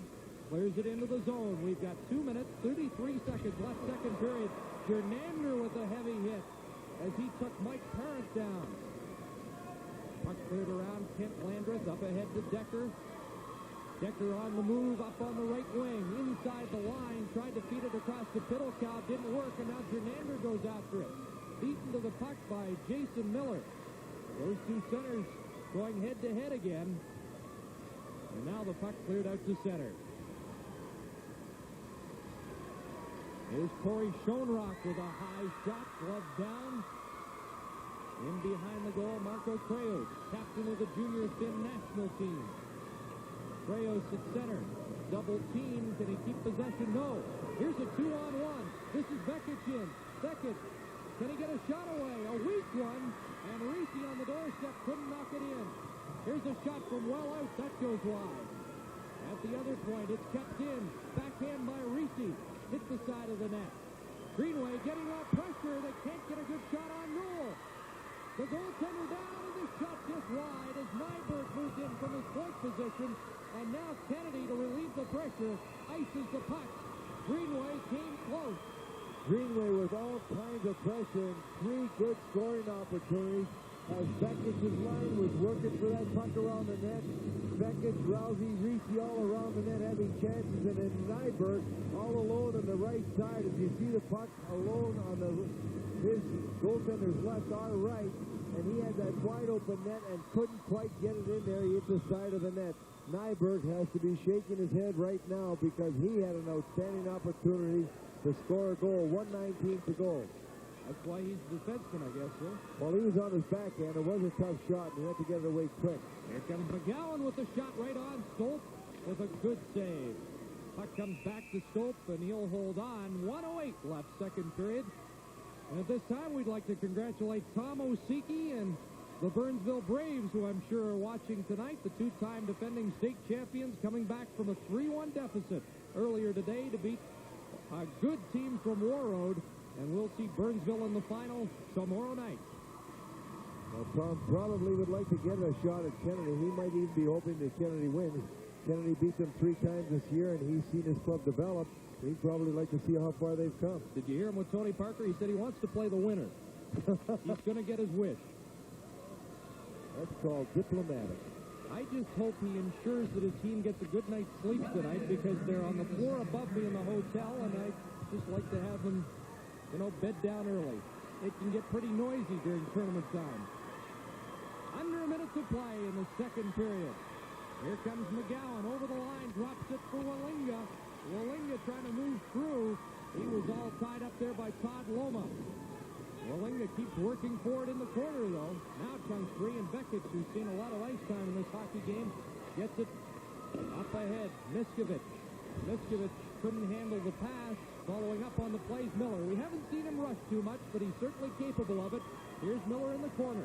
Trying to center it out front, but he was double-teamed, and McGowan comes up with it. Up to Hanson. Hanson hit hard by Miskovich, but here's McGowan over the line. shooting, and that was called on the offside. McGowan had to just reach back for that puck, and he was over the line about 1 foot, and he just couldn't quite get that puck over the line. Miskovich was doing a good job of forechecking for Greenway that time. A great deal of pressure being put on. You'll see Miskovich, number 14. He's very persistent on the puck. You watch him go over to the boards, and he'll stay right on his man. He's not going to let him go. Greenway's coming up in this last 5 minutes with the best play of this period by far and having some opportunities to close the gap, but Chris Lynn in goal wouldn't let him do that. Into the last few seconds of this second period, and that should about do it. No scoring in the second period, and that means that the Kennedy Eagles preserve a 3-1 lead through 2 periods of hockey. You got the feeling Greenway was coming on, but they have nothing on the scoreboard to show for it. One of the strengths of the Kennedy Hockey Club, even though people know that they've won a lot, score a lot, they don't give up many goals. They only gave up 1 goal in the sectional playdown. They are a team dedicated to defense as well as offense. They're quite capable of playing with a lead. They've had leads all year long, and they are very diligent in checking their opponents. They did give Greenway a couple of chances near the end of the period, but that's due to Greenway's excellence as well on the offense. Greenway has got some capability to score goals, so you're not going to shut them down completely. Gernander can get 2 on 1 shift, but they've got to get that offense going in the third. Now let's go down to sports control. Okay, you know, talking about that defense, you know, it's trying to penetrate Fort Knox. I watched Kennedy play a lot of times here. Greenway did score really on its only opportunity on the breakaway. They had another almost identical situation. Of course, Gernander sort of made that happen the first time, and Jim Stevens had a great opportunity to at least bring Greenway back in the game. And right now I'd have to think like it's a sudden death game for Greenway. They have to get that next goal. So they fall 3 behind Kennedy in the third period. You can forget it. Lind and Venix, the 2 goaltenders, have split the chores for Kennedy. They've both been equally stingy. 1.3 goals against, so they are stingy. And you're right, Greenway needs that first goal. Let's go down to Tony Parker. Hey, guys, I've been talking to the Greenway cheerleaders about who they know on the team or who they used to know or what their connection is. You won't believe it. You talk about one big happy family in that town. Let's start with a name, and I want to know where you have any connection with the team, okay? Your name? Tracy Messer. And what about your connection with the team? My dad used to coach. Used to coach. That's not bad, huh? How about you? Ellen Gardner. And my brother used to play last year. Okay, how about you back there? Mary Flatley, and my cousin's on the team right now. How about you? Oh, I know about you. Your dad is the coach, and your brother plays. This is Tony Gernander. Nice to see you again, Tony. Thank you. Okay, how about you? Margo Adams' my uncle is on the state team. What about the boyfriend? Yeah, he plays too. We just got hit by a missile. What about you? Bobby Andrews and my brother used to play on the team. So everybody has a connection, and it's a kind of a year-round, all-the-time thing, isn't it? Yeah. Nice to talk to you, girls. Good luck to you the rest of the way. Yeah. Okay, that's it. We're getting peppered down here. See you guys later. Got to wear a hockey helmet down there, Tony. The whole team, the whole support, really from the whole entire community of Greenway-Coleraine and the surrounding areas really have a lot to do with the success of that hockey team this year. So it is 3-1. Same score as our first period score. Now we're after 2 periods of play, and Kennedy leads Greenway. And this is continuing coverage of the 1987 Minnesota State High School Hockey Tournament. Not sure where to put your money right now? Well, you could gamble on the stock market. Or you could lock it away in a CD. Or you could risk it in a money market. Or you could put it into a TCF Passbook savings account that pays a very competitive rate. It's flexible and it's insured. TCF, where Minnesota banks. When it comes to your money, it's nice to have a safety net.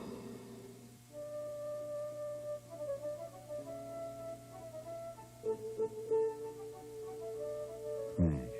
Tons of it are buried in landfills every day. But at NSP, engineers are looking at trash as a rich source of electricity. Using it will help solve an important community problem. It'll also help us keep your rates among the lowest in the country.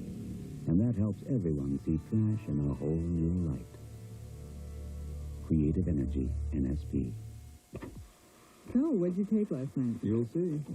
Oh, a special on the Arctic Circle, huh? Great snow. Hey, what's wrong with this VCR? Well, maybe the heads are dirty. Here, try this head cleaner I bought. Oh, scotch, huh? Looks like a tape. Well, you use it like a tape. I do? Mm-hmm. Is it done yet? Just settle down. It'll tell us. Hey, that's easy. So, do you want to watch the movie now? Now let's see if it'll clean the refrigerator. Available now at Dayton's. Recently, Chi-Chi's Mexican restaurant sent its master chef Tomas to a new place to look for recipes. He has just returned. The result is shrimp chihitas. Tender shrimp sizzling on a blackened iron skillet, simmering in seasoned butter. You can even wrap them in warm tortillas. It's one of our many regional seafood feasts of Mexico, all at great prices. Chi-Chi's, reaching new depths to bring you great food. 3-1 the score. Kennedy leading Greenway at this point, Mark, and no scoring that second period, but a lot of pressure put on. You know, Jerry Peterson, the head coach of Kennedy, subscribed to the theory of alternating goalies all year. A lot of coaches would like to stick just with the one man, but give Peterson credit. He never gives way to his theory, and we had Chris Lind in goal tonight. Lind, a much more emotional goaltender than Thane Venix, who started yesterday's game. Lind was in goal the only time that, of course, that Kennedy lost this year, which was to Greenway, and he was very, very determined before tonight's game not to allow too many goals in. He's a very emotional player, loves to talk to his teammates, the opposition, the officials. He's very active in the game, a very intelligent young man, and I had the opportunity to talk to Chris Lind after the sectional final, and it's one of the most excited young men I've ever had a chance to talk with after the game. I remember saying to him, "What's it like going to the state tournament?" He goes, "This is great. These guys are great." He was just loving every minute of it. You aren't quite as demonstrative as he was. No, he just went bananas. I'd break the microphone. I remember seeing that. But, gee, there was a 3-on-1 by Greenway. There was a 2-on-1 breakaway. And I tell you, they put a lot of pressure on Mr. Lynn that period, but just couldn't come away. And they still trail here 3-1 going into the third. WCCO television facilities have been provided in part by Hilltop Trailer Sales in northeast Minneapolis, a leader in the RV business since 1951. Well, Ralph, it's trivia time. You know, there's a lot of things happening in the St. Paul Civic Center in the stands. Of course, Tony Parker is keeping us up to date on most of it. Are you ready? Get your pencils out, thinking caps on. How many hot dogs are sold during the hockey tournament? There they are. We've eaten a lot of them here. The WCCO crew is probably responsible for, at least a couple of thousand here the last couple of days. Put on a little weight, yeah. Okay, your choices. Oh, that tastes good. Oh, that was good. Yeah. Here we go. A, 5,000. B, 10,000. C, 25,000. Or D, 50,000? Well, we're going to find out in just a minute here. Ralph, what are you doing? That's number 51,000. We're going to take a break. We'll come back with that answer. I don't know what the winner gets, but we'll find out. Live from the Civic Center. Coverage of a hockey tournament.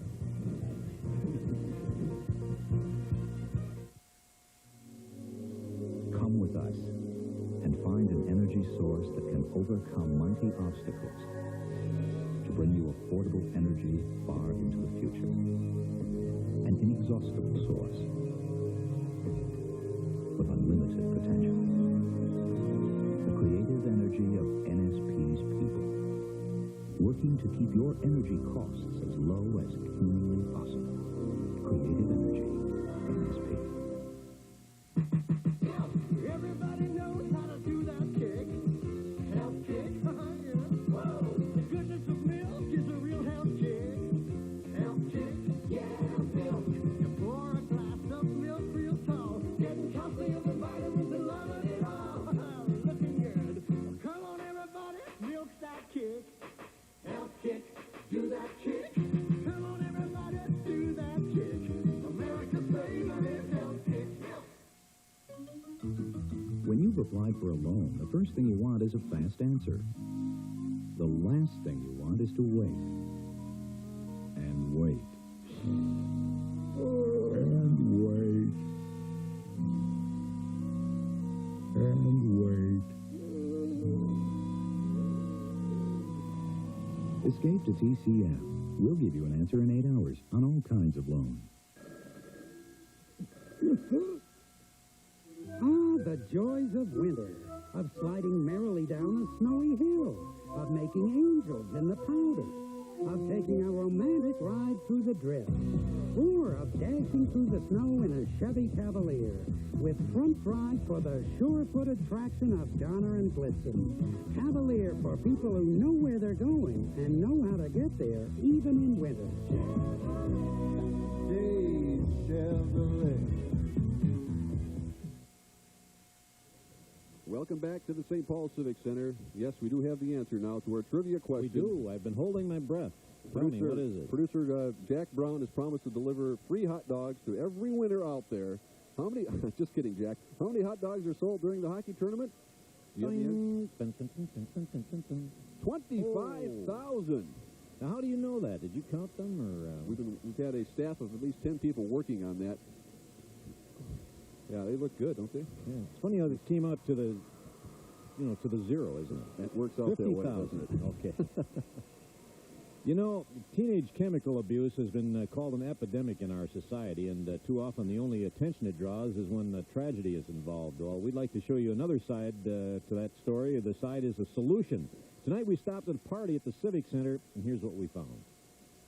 Tonight, it was hard to tell whether the kids were having more fun at the hockey game or the drug-free party sponsored by Attorney General Skip Humphrey at the auditorium next door. I think drugs are terrible. Stupid. I don't think kids should screw up their lives and stuff with drugs or like. Oh, good. The crowd's arrived. Hundreds of kids unable to get tickets for the tournament were invited to enjoy the action anyway, free of charge and free of drugs. This is a time for everyone to enjoy, and you don't have to go out and do it by drinking or any other thing. Yeah, that's the way I used to sign my check. Several athletes showed up to lend their support to the anti-drug drive, including Viking Buster Rhymes. You know, drugs messed up a whole lot of things in my life. The best thing you can do is just say no and just leave it at that. But there was more than talk to back up the message. Corporations donated all the food and beverages, along with the door prizes. Kids also got a chance to take a shot at former North Star players like Bob Paradise. But they also kept their attention to the real goal here, breaking away from drugs. I think this is a really good idea. I think it'll help. I think it's really cool that they're putting this on for free. The music and dancing attracted students from all over the state, schools both north and south of the Twin Cities. And when the party's over, participants like Carl Eller hope they take a lesson from this evening back to their classmates. I've seen that the young people have responded. They're looking for some positive activities and some positive role models. It's the kind of thing that I think our young people are ready for today. Good program. We spoke with Skip Humphrey earlier today. He said they're having a big screen over there. They're probably watching the tournament over there, he said, so we'll say hello to them, the folks over there. Over at the Roy Wilkins Auditorium, a tremendous turnout over there for a great event. Well, this is Hockey 87, continuing coverage of the 1987 Minnesota State High School Hockey Tournament.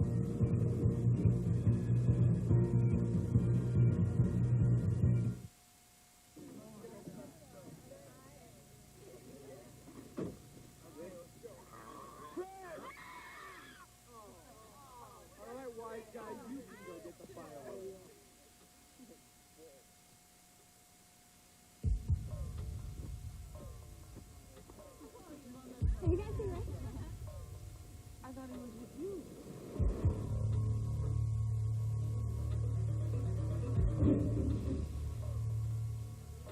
It'll be up in 10 minutes.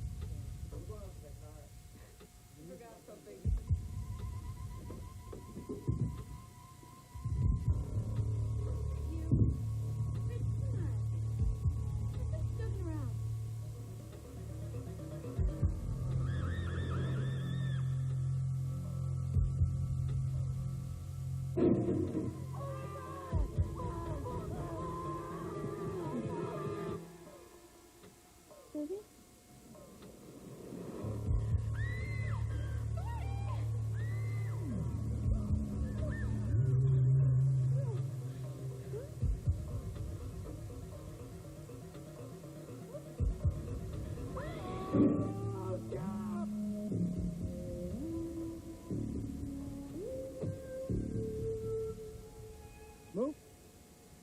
No way.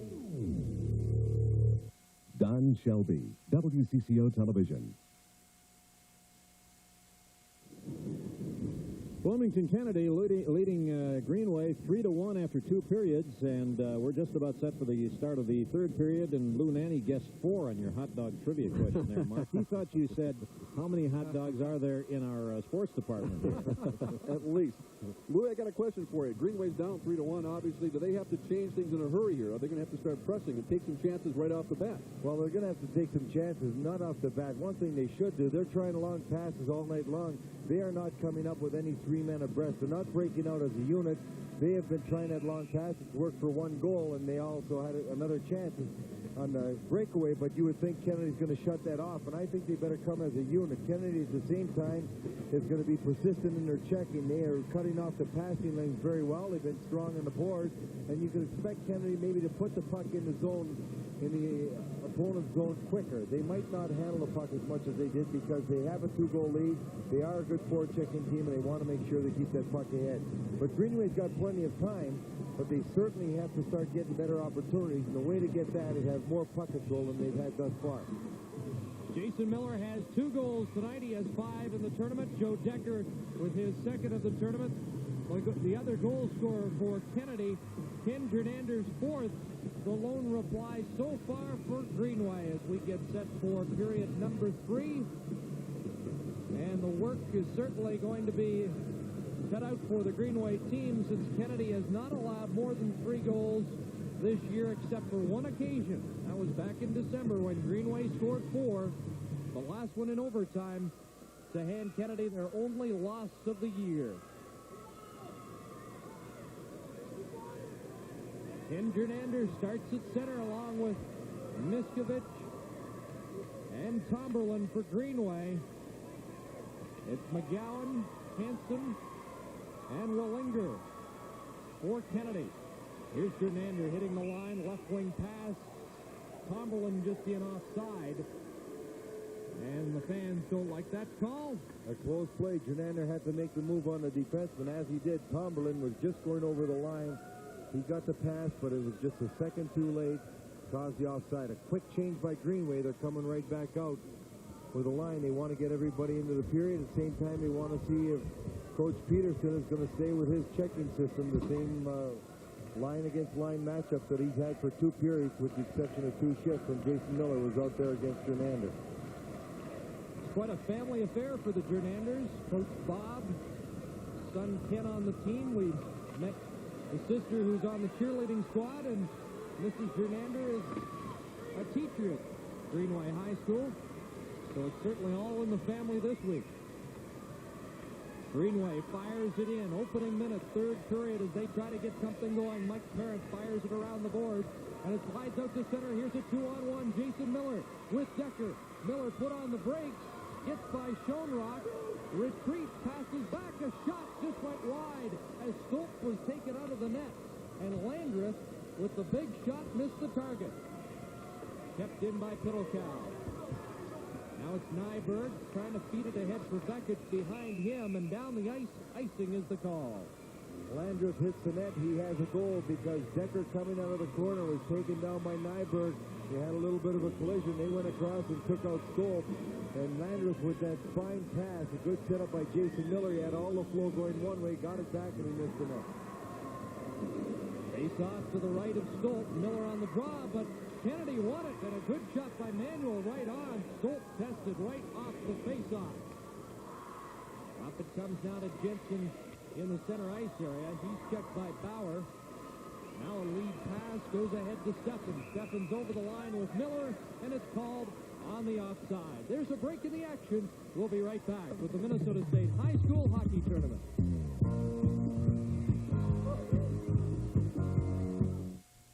Why gamble your money away in the stock market when you could earn a highly competitive rate in a TCF Savings Passbook account? TCF. Shots on goal in the 2nd period were 8-8. A broken stick as Jensen had a break on him. He has to go to the bench for a new piece of lumber.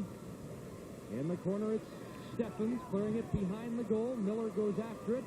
Kennedy gets there first, clearing it around on that far side. Manuel dumps it out to center. And there's Chris Miller bringing it back in, shooting. And Lynn got his glove on that and holds on for a face-off.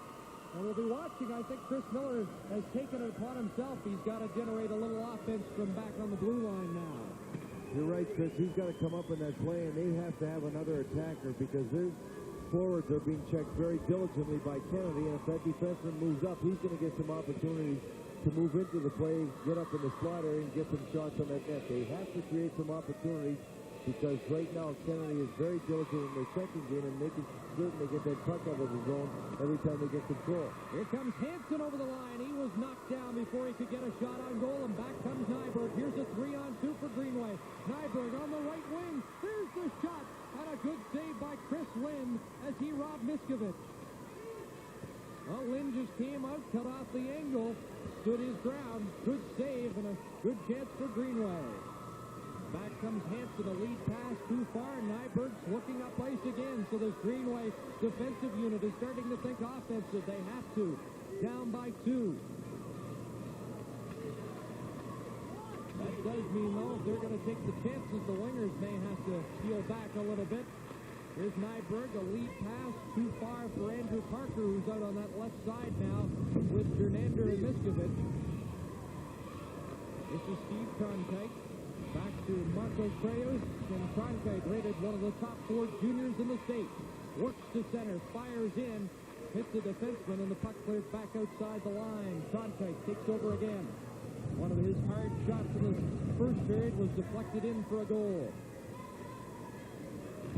Puck cleared around the boards. Rousey on the far side.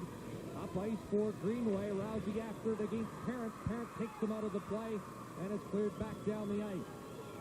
And that's where Kennedy's been strong along the boards. They keep coming up with that puck. Greenway's got to get some puck control along the boards because every time it's thrown there, they're losing and they're stopping their offense. Chris Miller turning as he works his way out of the zone. Here's Miller chased back by Jason Miller of Kennedy, no relation. Long lead pass on this left wing to Joe Reese. Reese taken to the board. Beckett moves in. Puck cleared around by Parent. Kept in at the point by Loma. Back behind the goal. Reese forechecking, comes up with it. Number 10, Reese. For Beckett, trying to spin away from Miller. Backhand shot. He hit his teammate Rousey in front. Rousey trying to create that screen. Now Mike Parent comes up with it. And Parent can't clear the zone. Kept in. Rousey chopped at it, but Jason Miller there stopped the shot. And here comes Pittelkow. Pittelkow to Decker. Decker fires wide. Good chance there for that top-scoring winger of Kennedy. Now back the other way. Beckett has a man open. Reese in front for shot. And Reese failed to deflect it in. Comes back to the point. Schoenrock missed the target. It's up on the mesh, and play is whistled down. With the score, Kennedy 3, Greenway 1. This is Hockey 87 live from the St. Paul Civic Center.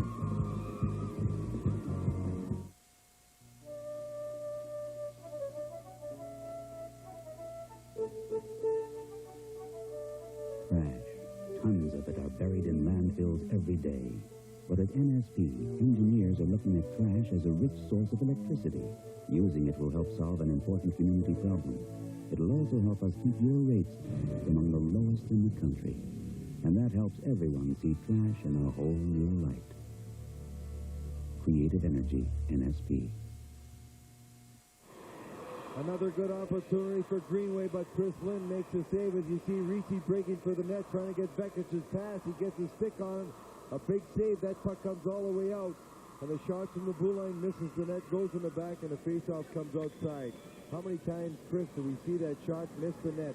Instead of just shooting for the center of the net from the blue line, you try and pick a corner, you miss the net, and it stops the offensive opportunities that you might have had.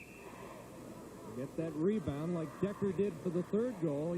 He was stopped the first time, but the puck came right back to him and put in the rebound. You know, since Gary Peterson's team lost to Greenway, they have won 19 consecutive games. He only had that one loss all season. And it was early in the year. I think it was the 5th or 6th game. Right. Trying to avenge that 4-3 loss. And right now they're leading 3-1. 10 minutes, 4 seconds left in regulation time. Puck cleared in the center ice area. Bauer almost got loose. And here comes Nyberg, who has been more offensive-minded in this third period so far. Nyberg down deep in the corners, trying to dig it free, but they'll hold it for a face-off to the right of Chris Lynn. Kennedy staying very well balanced all period long. Even when Chris Miller made the rush before, and Nyberg makes this rush. Each of the defensemen coming up for Greenway. Kennedy staying in their positions, the forward, the centerman going out to force the play wide, the wings staying on the wings, the defenseman standing up, not giving any opportunity for Greenway to penetrate the middle of the ice or the slot area once they got in the zone.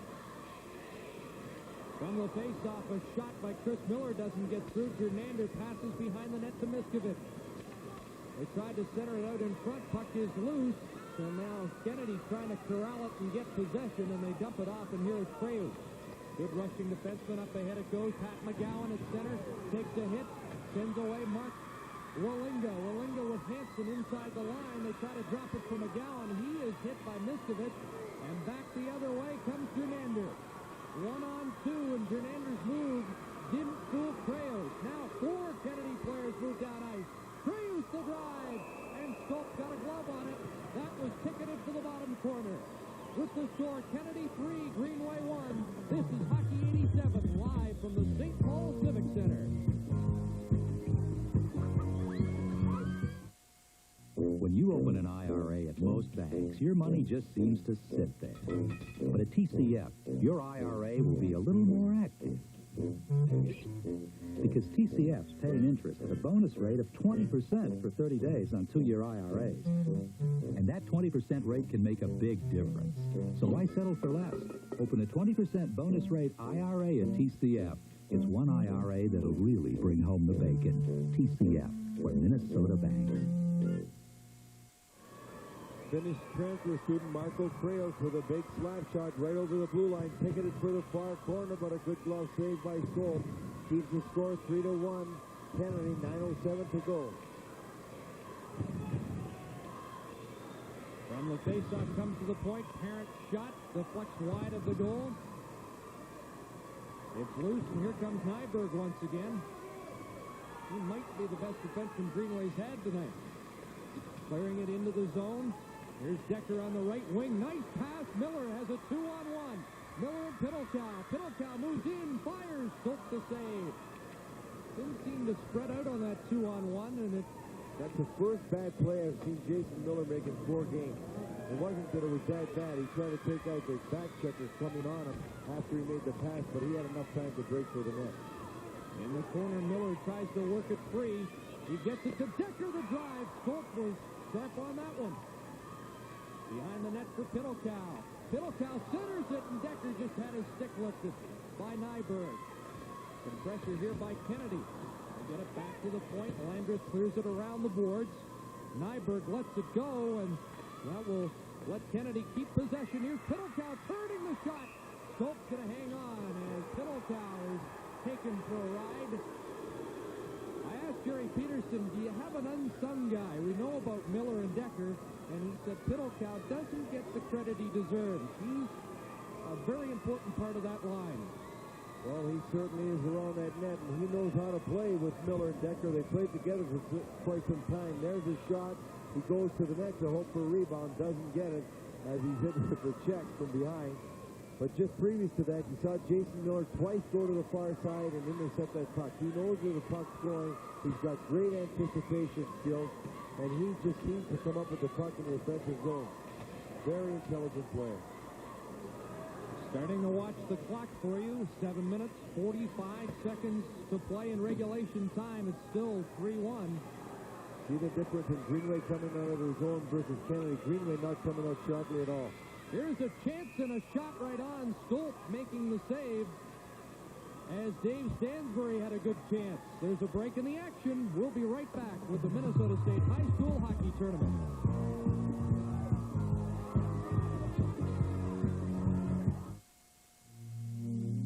More and more Minnesotans are turning to gold. Quality coverage from Minnesota's healthcare leader.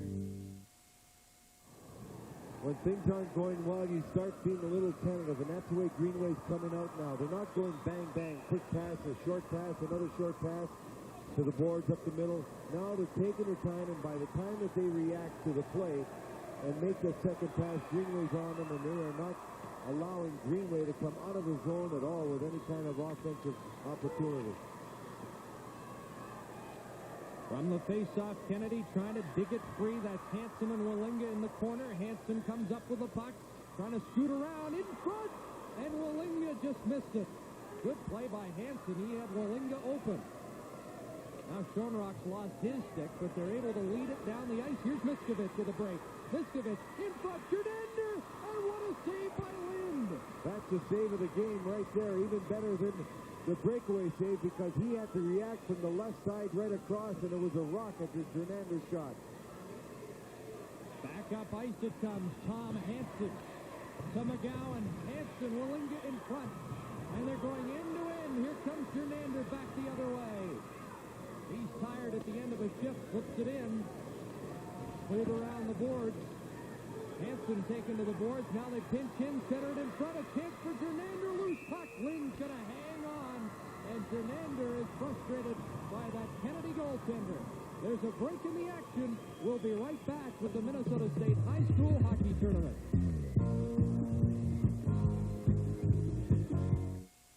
I know this guy named Larry. He'd stop smoking, but he said he won't because he's not a quitter. That Larry. What a dork. You could see the pace affecting Gernander. He came down the ice. He had a 3-on-2 and just held up. If he'd used his speed, gone to the outside, he could have created an opportunity for them. He did get one anyway in the slot area. Because he was tired, he didn't handle a pass quite as well as he normally does. And Wallinga made a big save, getting his stick on Gernander's, and he never quite got that shot away onto the net the way he normally would. This Chris Lind is becoming... There's the shot, they score! They finally get one by Lind, and it's Chris Miller. What a shot by Chris Miller on the short side. No chance for Lind.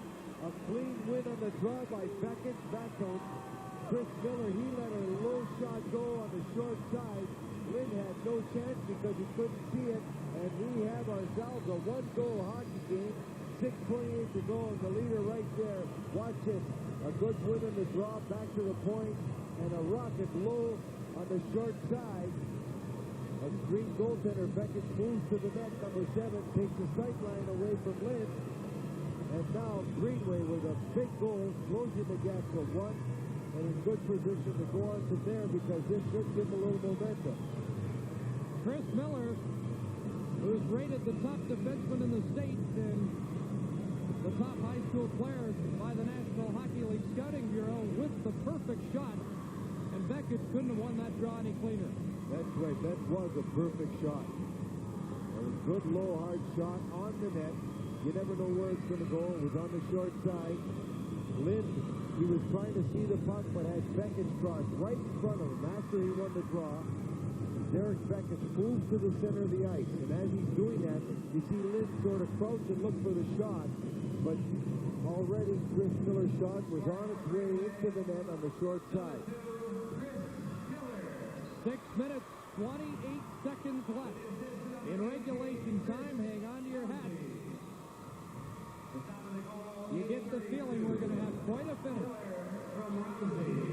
Well, they're giving Rousey the assist, but clearly Beckett got the draw and pulled it right back. Here's Joe Decker moving inside the line. He was hit by Miller. Reese with the puck. Can't clear the zone. It comes back to Kent Landreth.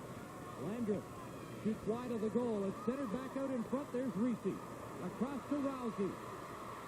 Chris Rousey down the ice. Just clears it in, and he runs into Mike Parrott. Greenway making a line change with under 6 minutes to play. It's a 3-2 hockey game. And there's Beckett, who skated miles in this tournament stealing the puck.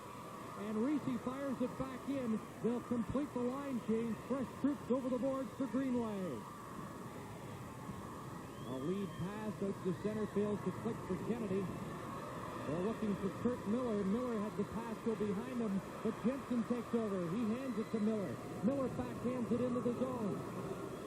Here comes the green and white. The Greenway Raiders moving in.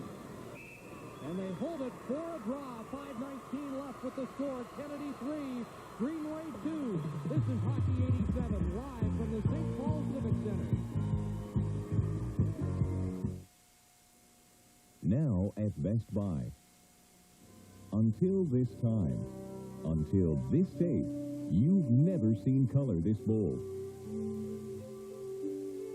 a breakthrough in videotape technology. Color, as if you were seeing it for the first time. The Scotch EXG video cassette from 3M, worldwide sponsor of the 1988 Olympic Games. Available now at Best Buy. Chris Miller laid a heavy check on Joe Decker, number 14. Decker had to leave the ice. He might have just lost his wind, and we're going to be interested to see if he's able to come back. From the faceoff, Tomberlin knocks it free. Miskovich goes after it for Greenway. He's up against the board, being double-teamed. Miskovich. And now it comes back to Steve Cronkite. Behind the goal, waiting for his team to set up. McGowan skates behind the net, and now they give it to Kreus. Kreus up off the glass, and it looked like Hanson fell down, but he gets up and maintains possession. Here's a 2-on-1. McGowan in Maligia shooting. Stolt with a key save. Greenway can't afford to give up another one. Not enough time to come back from two, you wouldn't think. Here's a pass in front. Lynn with a big save off Miskovich, and then Tomberlin on the doorstep. Back it comes, Schoenrock shoots wide. That was an enormous save, but the pressure's still on. Gernander weakly to the side of the net. Tomberlin in forechecking. Puck is loose. Now Kreus takes a look. Kreus being hounded by Miskovich, turns away and gets it ahead. Here comes Wallinga, rink wide to Hanson inside the line, and it's called as Nyberg hit Hanson with the whistle gone, and some of the players react. 4:09 left, 3-2. Kennedy. Well, Chris Lynn might have just won the game on this save, and I believe it might even be Gernander in front of Tomberlin. The centering pass right there, and it was Gernander with the initial shot. Tomberlin with the second shot. And what a couple of saves Chris Lynn made. He certainly had to make two big saves to keep this game in Kennedy's favor, because Gernander shot right off the pass. That centering pass coming across was perfect from Miskovich, and he put it right on the goal, and Lynn with two big saves on Gernander and Tomberlin. Lots of hockey left to play, but if Kennedy hung on, I'd be surprised if Chris Lynn didn't start tomorrow night, despite Jerry Peterson's penchant for alternating goaltenders. Joe Decker's back out there, Chris. Decker's out, so is Jason Miller and Chad Pittelkow. That's the big line for Kennedy, and they get a face-off deep in Greenway territory. Well, with 3:42 to go, Coach Peterson has a one-goal lead. You might see him even take a timeout somewhere along here just to be able to come back with McGowan and Jason Miller's line. When you got a one-goal lead and you can work it down, you might be able to play your two best lines for the rest of the way by giving them a rest. There's a shot from the face-off. It rolls wide. Greenway trying to get it out of the zone, and they tie it up for another face-off. You know that the other team's going to take a timeout somewhere along the line. They're going to want to rest their best players. So that'll be two timeouts. You've got 3:34 to go. And if you're really concerned, you just go back with your second line, call the timeout there, come back with the other line, and then let them call a timeout. And you'll be able to work down the clock with 3 minutes to go here and use your two best lines.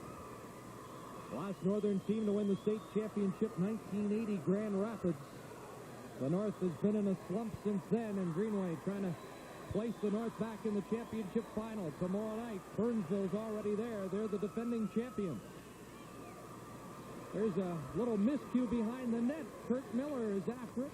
So is Jim Steffens. Miller 19 behind. They'll try and get it out in front. He does! And it slid by Steffens, who had his stick raised.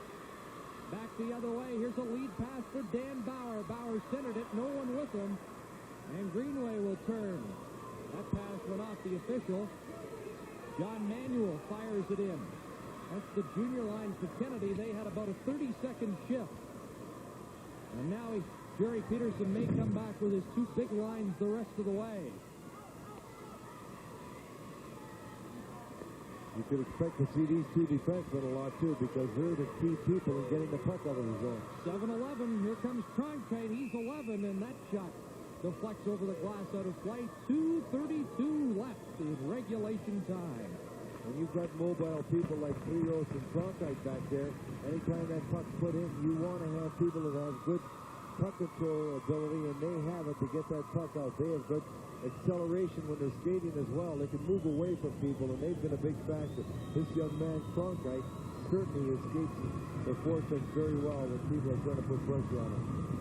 From the face-off, Gernander comes up with it, works it down. He had his stick kind of held behind him. Nothing illegal, but he was unable to make that move at the line he wanted to make. Now he'll forecheck and try and steal it from Cronkite. Cronkite under pressure from two Greenway players. They fall, and they held the puck long enough for a face-off, and it'll come to the right of Chris Lynn. 2:09 left. Greenway just a little hesitant on getting on the puck area behind the net. The last 2-3 shifts, the Greenway Kennedy defensemen are going back, and they've had opportunity to set up rather than being under pressure and forced to move that puck quickly. From the draw, it comes back to Miller. That time the shot is blocked. And out breaks Wallinga, caught from behind by Miller, following up McGowan, and he just lost control. That was nearly a 3-on-1. Somebody throw paper on the ice, and that can be dangerous. Play continues on, however. Chris Miller's all caught up in that tissue. Down into the Kennedy zone, and the Eagles just iced the puck. We'll have a face-off with 1:43 remaining. Down to the left of Chris Lynn. And this will give Kennedy a little time to get their players a rest as they try and get that tissue paper off the ice. Well, it's not that intelligent to throw it even when a goal is scored, but while they're playing, it's very dangerous. And Miller's got it wrapped around his stick, his skate. And these two fellows right there, Gernander and Chris Miller, will be back on the ice shortly. Here's a timeout coming for Greenway. That timeout might be called so they can go right back out. That's right. And you could be looking for that goaltender in about another 25-30 seconds to be coming out as well. Greenway knowing that there's no use protecting the loss. They've got to find a way to score a goal. At the same time, Kennedy knowing that if they keep the composure, that as the clock wears down, they're going to get a chance to shoot at an open goal. But one thing they don't want to do is shoot the puck from their own zone. They don't want to force any outside. All those people in Harley's bar cheering their team on. They're down to crunch time, 1:43 to go. Nobody's gone home yet. Certainly the type of hockey game we expected, Chris. Just an outstanding game all night long. We've had a very high tempo. Both clubs not worried about going full bore. They're using their bodies. They're passing the puck. They're staying intense. They're skating with a great deal of speed. We've had good goaltending on both sides. Lynn had to make maybe the more difficult saves, and that might be the difference right here. He has kept this game at a 1-goal lead for Kennedy. 2 minutes ago, Ken Gernander with an outstanding chance, and then the rebound to Justin Tomberlin. But Lynn making both saves and preventing Greenway from tying it up. You know, there was talk yesterday that we had 4 blowouts or 4 lopsided scores. We had 4 great games today. Even the consolation games were quite memorable. The comeback by Hill Murray, and then the comeback by South St. Paul in the first game of the evening session was outstanding. Of course, Burnsville coming back from a 3-1 deficit to move on to the championship final once again. And Greenway trying to come back from a 3-1 deficit. They've made it 3-2, and there's a minute 43 on the clock. Beckich is out. Gernander, this is like a power play, even though they're at full strength. Both teams at full strength. Back the other way comes Joe Decker of Kennedy. He has 1 goal, sandwiched by Chris Miller. And Gernander back to roll it around the boards. Kennedy into forecheck. Puck is loose, and there's Jason Miller on it. His pass for Decker too far. Decker goes after it, and Gernander takes over. Interesting matchup between Gernander and Miller now, and there's a shot. Stolt made the save. So Greenway trying to get the offense going, and Kennedy has the first good chance. Back now comes Greenway. Here they come, and Beckich overskated the puck at the line. Chris Miller waits till his teammates get onside. Now he flips it in. They'll have to get in there and forecheck. Less than a minute to play in regulation time. Puck cleared around the boards and outside the line. They'll have to regroup, but they're not going in there to forecheck very hard. I don't know if they've got any legs left. Here comes the goaltender out. They'll have an extra attacker shortly. But here's a chance for Decker. Open net, shooting, and getting back to save the day was Joe Reese. In forechecking is Pittelkow. 32 seconds to go. Here comes Gernander. 6 attackers. They're in over the line. Gernander. There's a backhand by Beckett wide of the goal. At the point, Miller shooting. Knocked down in front, and it comes outside the line. 17 seconds left.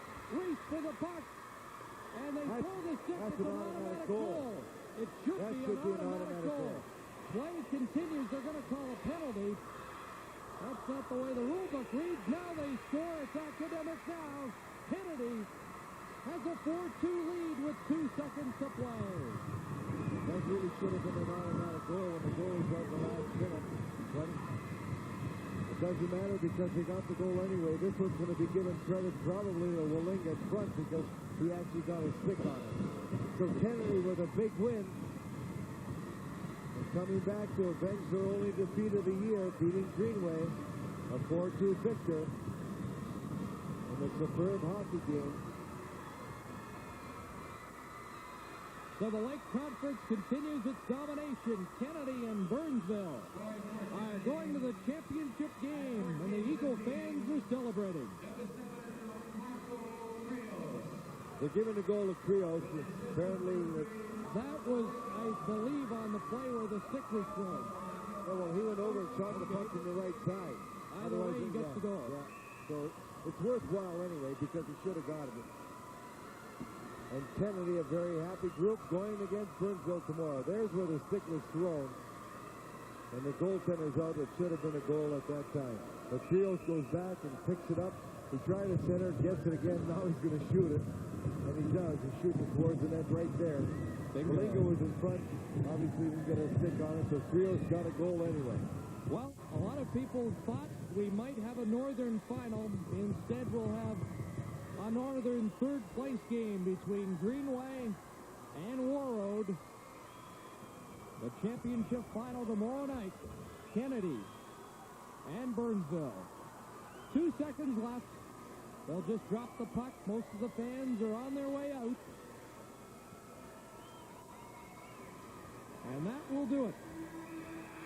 The Kennedy Eagles, ranked #1 for most of the year, have avenged a 4-3 loss early in the season to Greenway in what turned out to be a super hockey game. That's the 20th victory in a row for the Eagles of Kennedy. They'll put that record on the line against a team that hasn't lost in the state championship since 1984 tomorrow night. Well, the state Bantam champs in 1983, beating Greenway at that time, beat him again tonight. In a superb hockey game, well contested all the way along. And an outstanding save by Chris Lynn with 2:34 to go on Gernander. Turned out to be the difference as Kennedy comes through with a 4-2 win in a very well-played hockey game. You see Coach Bob Gernander going off the ice, and he's got to be somewhat down as he certainly saw a fine hockey club tonight. And Kennedy being beaten his team, what he thought, and certainly could be as fine a matchup as we've seen here in a long time. He has nothing to be ashamed of. He's got an excellent hockey club. They played tomorrow night. Greenway beat just as capable of beating Kennedy then as Kennedy beat them tonight. I think we're going to see Greenway back next year, too. This is the youngest team in the tournament. Just 4 graduating players, mind you, good ones. 11 juniors, 5 sophomores, and a freshman. This was a young hockey club, and they're going to be heard from. I think you're right. They find ways to get hockey players up there. They've got a great tradition, and certainly with just losing 4, even though they're fine hockey players, they're going to be able to replace them. I expect that they will be down here myself. I think we've had enough excitement for one day. Let's go back down to sports control. All right, Lou, I think you hit it right on the head at the beginning of the game, and you said the goaltending was going to be the key. Jeff Stoltz certainly did a tremendous job for Greenway after that first period, allowing the 3 goals in the first period. Certainly wasn't responsible for that last one. He wasn't even in the net. And what can you say about Chris Lind? And I guess you have to think ahead already to tomorrow night, Ralph. We talked about at the end of the second period. Jerry Peterson all season has been alternating his goaltenders. Thane Venix played yesterday. Chris Lind went tonight. Lind saved the day, as we just saw against Gernander a couple of times.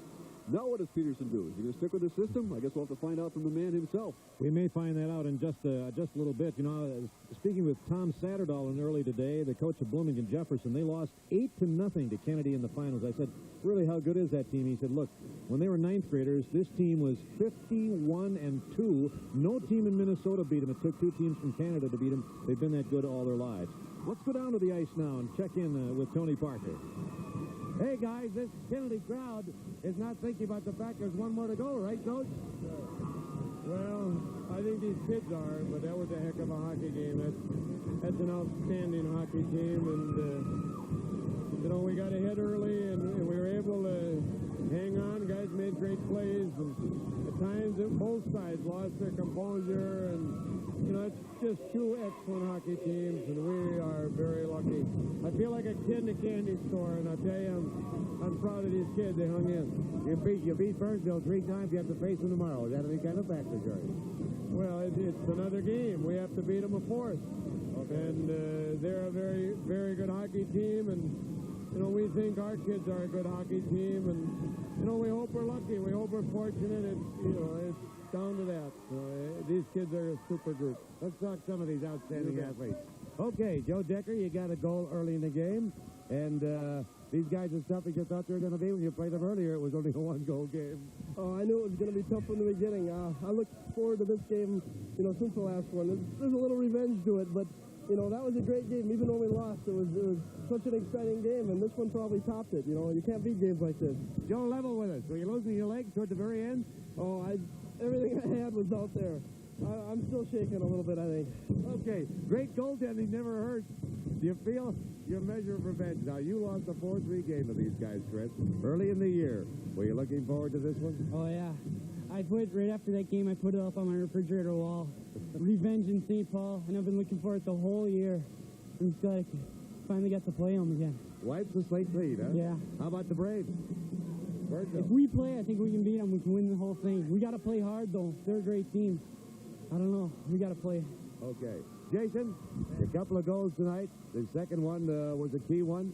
And what happened on that second one? Because the shot, I think, was taken by someone else? Well, the shot was taken by Steve Cronkite, and it went off the other guy's skate, but they gave it to me. But Steve Cronkite got it. I was just standing in front of the net. Okay. And it went off their skate, the defenseman's skate. Were you like Joe? Were the legs kind of going toward the end? Yeah, they were going. When the puck got in their zone, I cruised for the bench to have Pat McGowan come out for me. My legs are dead. But you guys are ready tomorrow. Yeah, we're ready tomorrow. Okay, Jason. Jason, Chris, Joe, good luck to you. Thank you. You betcha. Now back to sports control. Well, Friday the 13th, certainly a lucky day for the Kennedy Eagles, avenging their only loss this year of beating Greenway in a tremendous game 4-2. And this Kennedy team, I think Louie and Chris were talking about, won 19 straight since that loss to Greenway. That's unbelievable, especially in that late conference when they play tough competition day in and day out. I believe he said this was their 20th, but whatever. It was a fantastic accomplishment. The only one that matters right now is tomorrow night, the Burnsville Braves. If they're not sleeping right now, I'm sure they just watched the end of the game. We'll be waiting for them tomorrow. See if they can win their third straight state championship. 4-2 for Kennedy over Greenway, and we'll be back with a wrap-up in just a moment. This is continuing coverage of Hockey 87. If you got a problem, don't care what it is. A homeowner wanted to cut his energy costs, so he had NSP make a house call.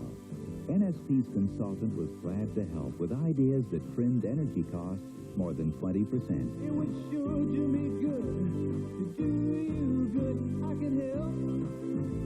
To use energy smarter in your home, in your business, call your NSP energy consultant. We can help. Buying a house is fun until it comes to the financing. That can really bog you down. But now there's help. Thanks to Realty World and TCF. Get the fast financial help you need without that sinking feeling. Realty World and TCF. We've got the pull you need.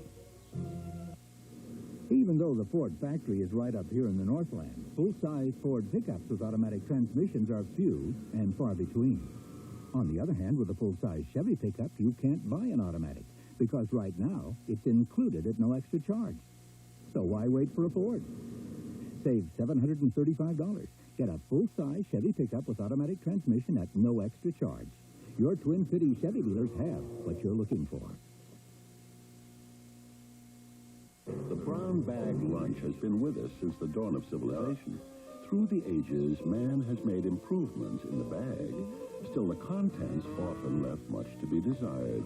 But now, Hardee's rewrites brown bag history with the Brown Bag Special.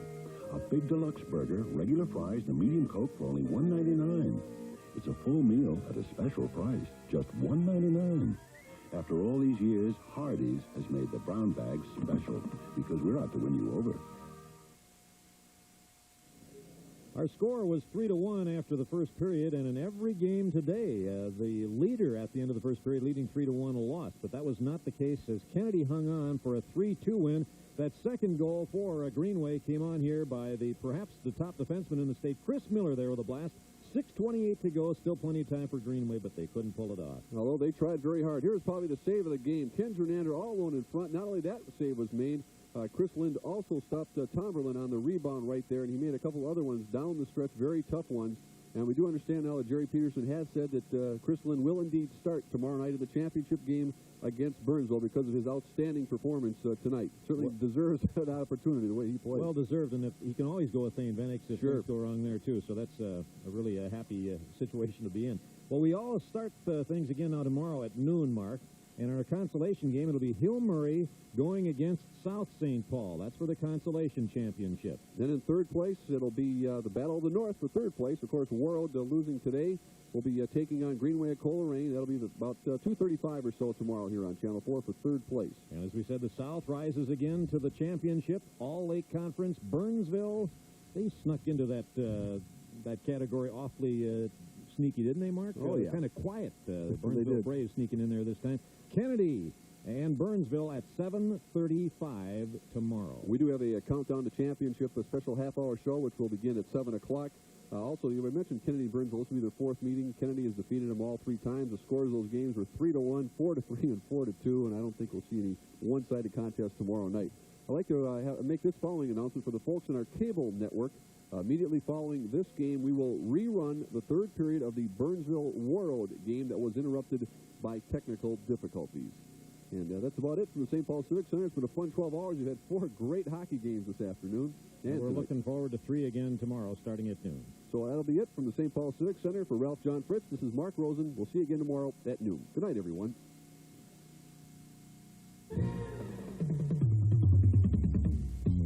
Hockey 87 has been brought to you by TCF, where Minnesota banks. By Northern States Power Company. We put creative energy to work for you. And by 3M, makers of Scotch brand Magnetic Media, the official video cassette of the 1988 Olympic Games.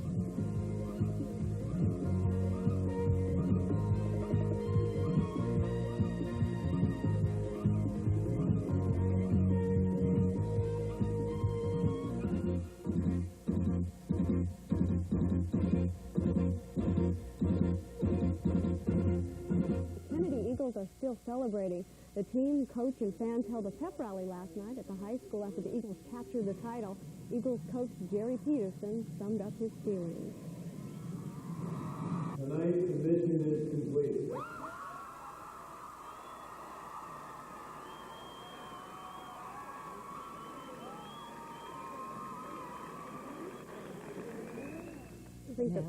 I think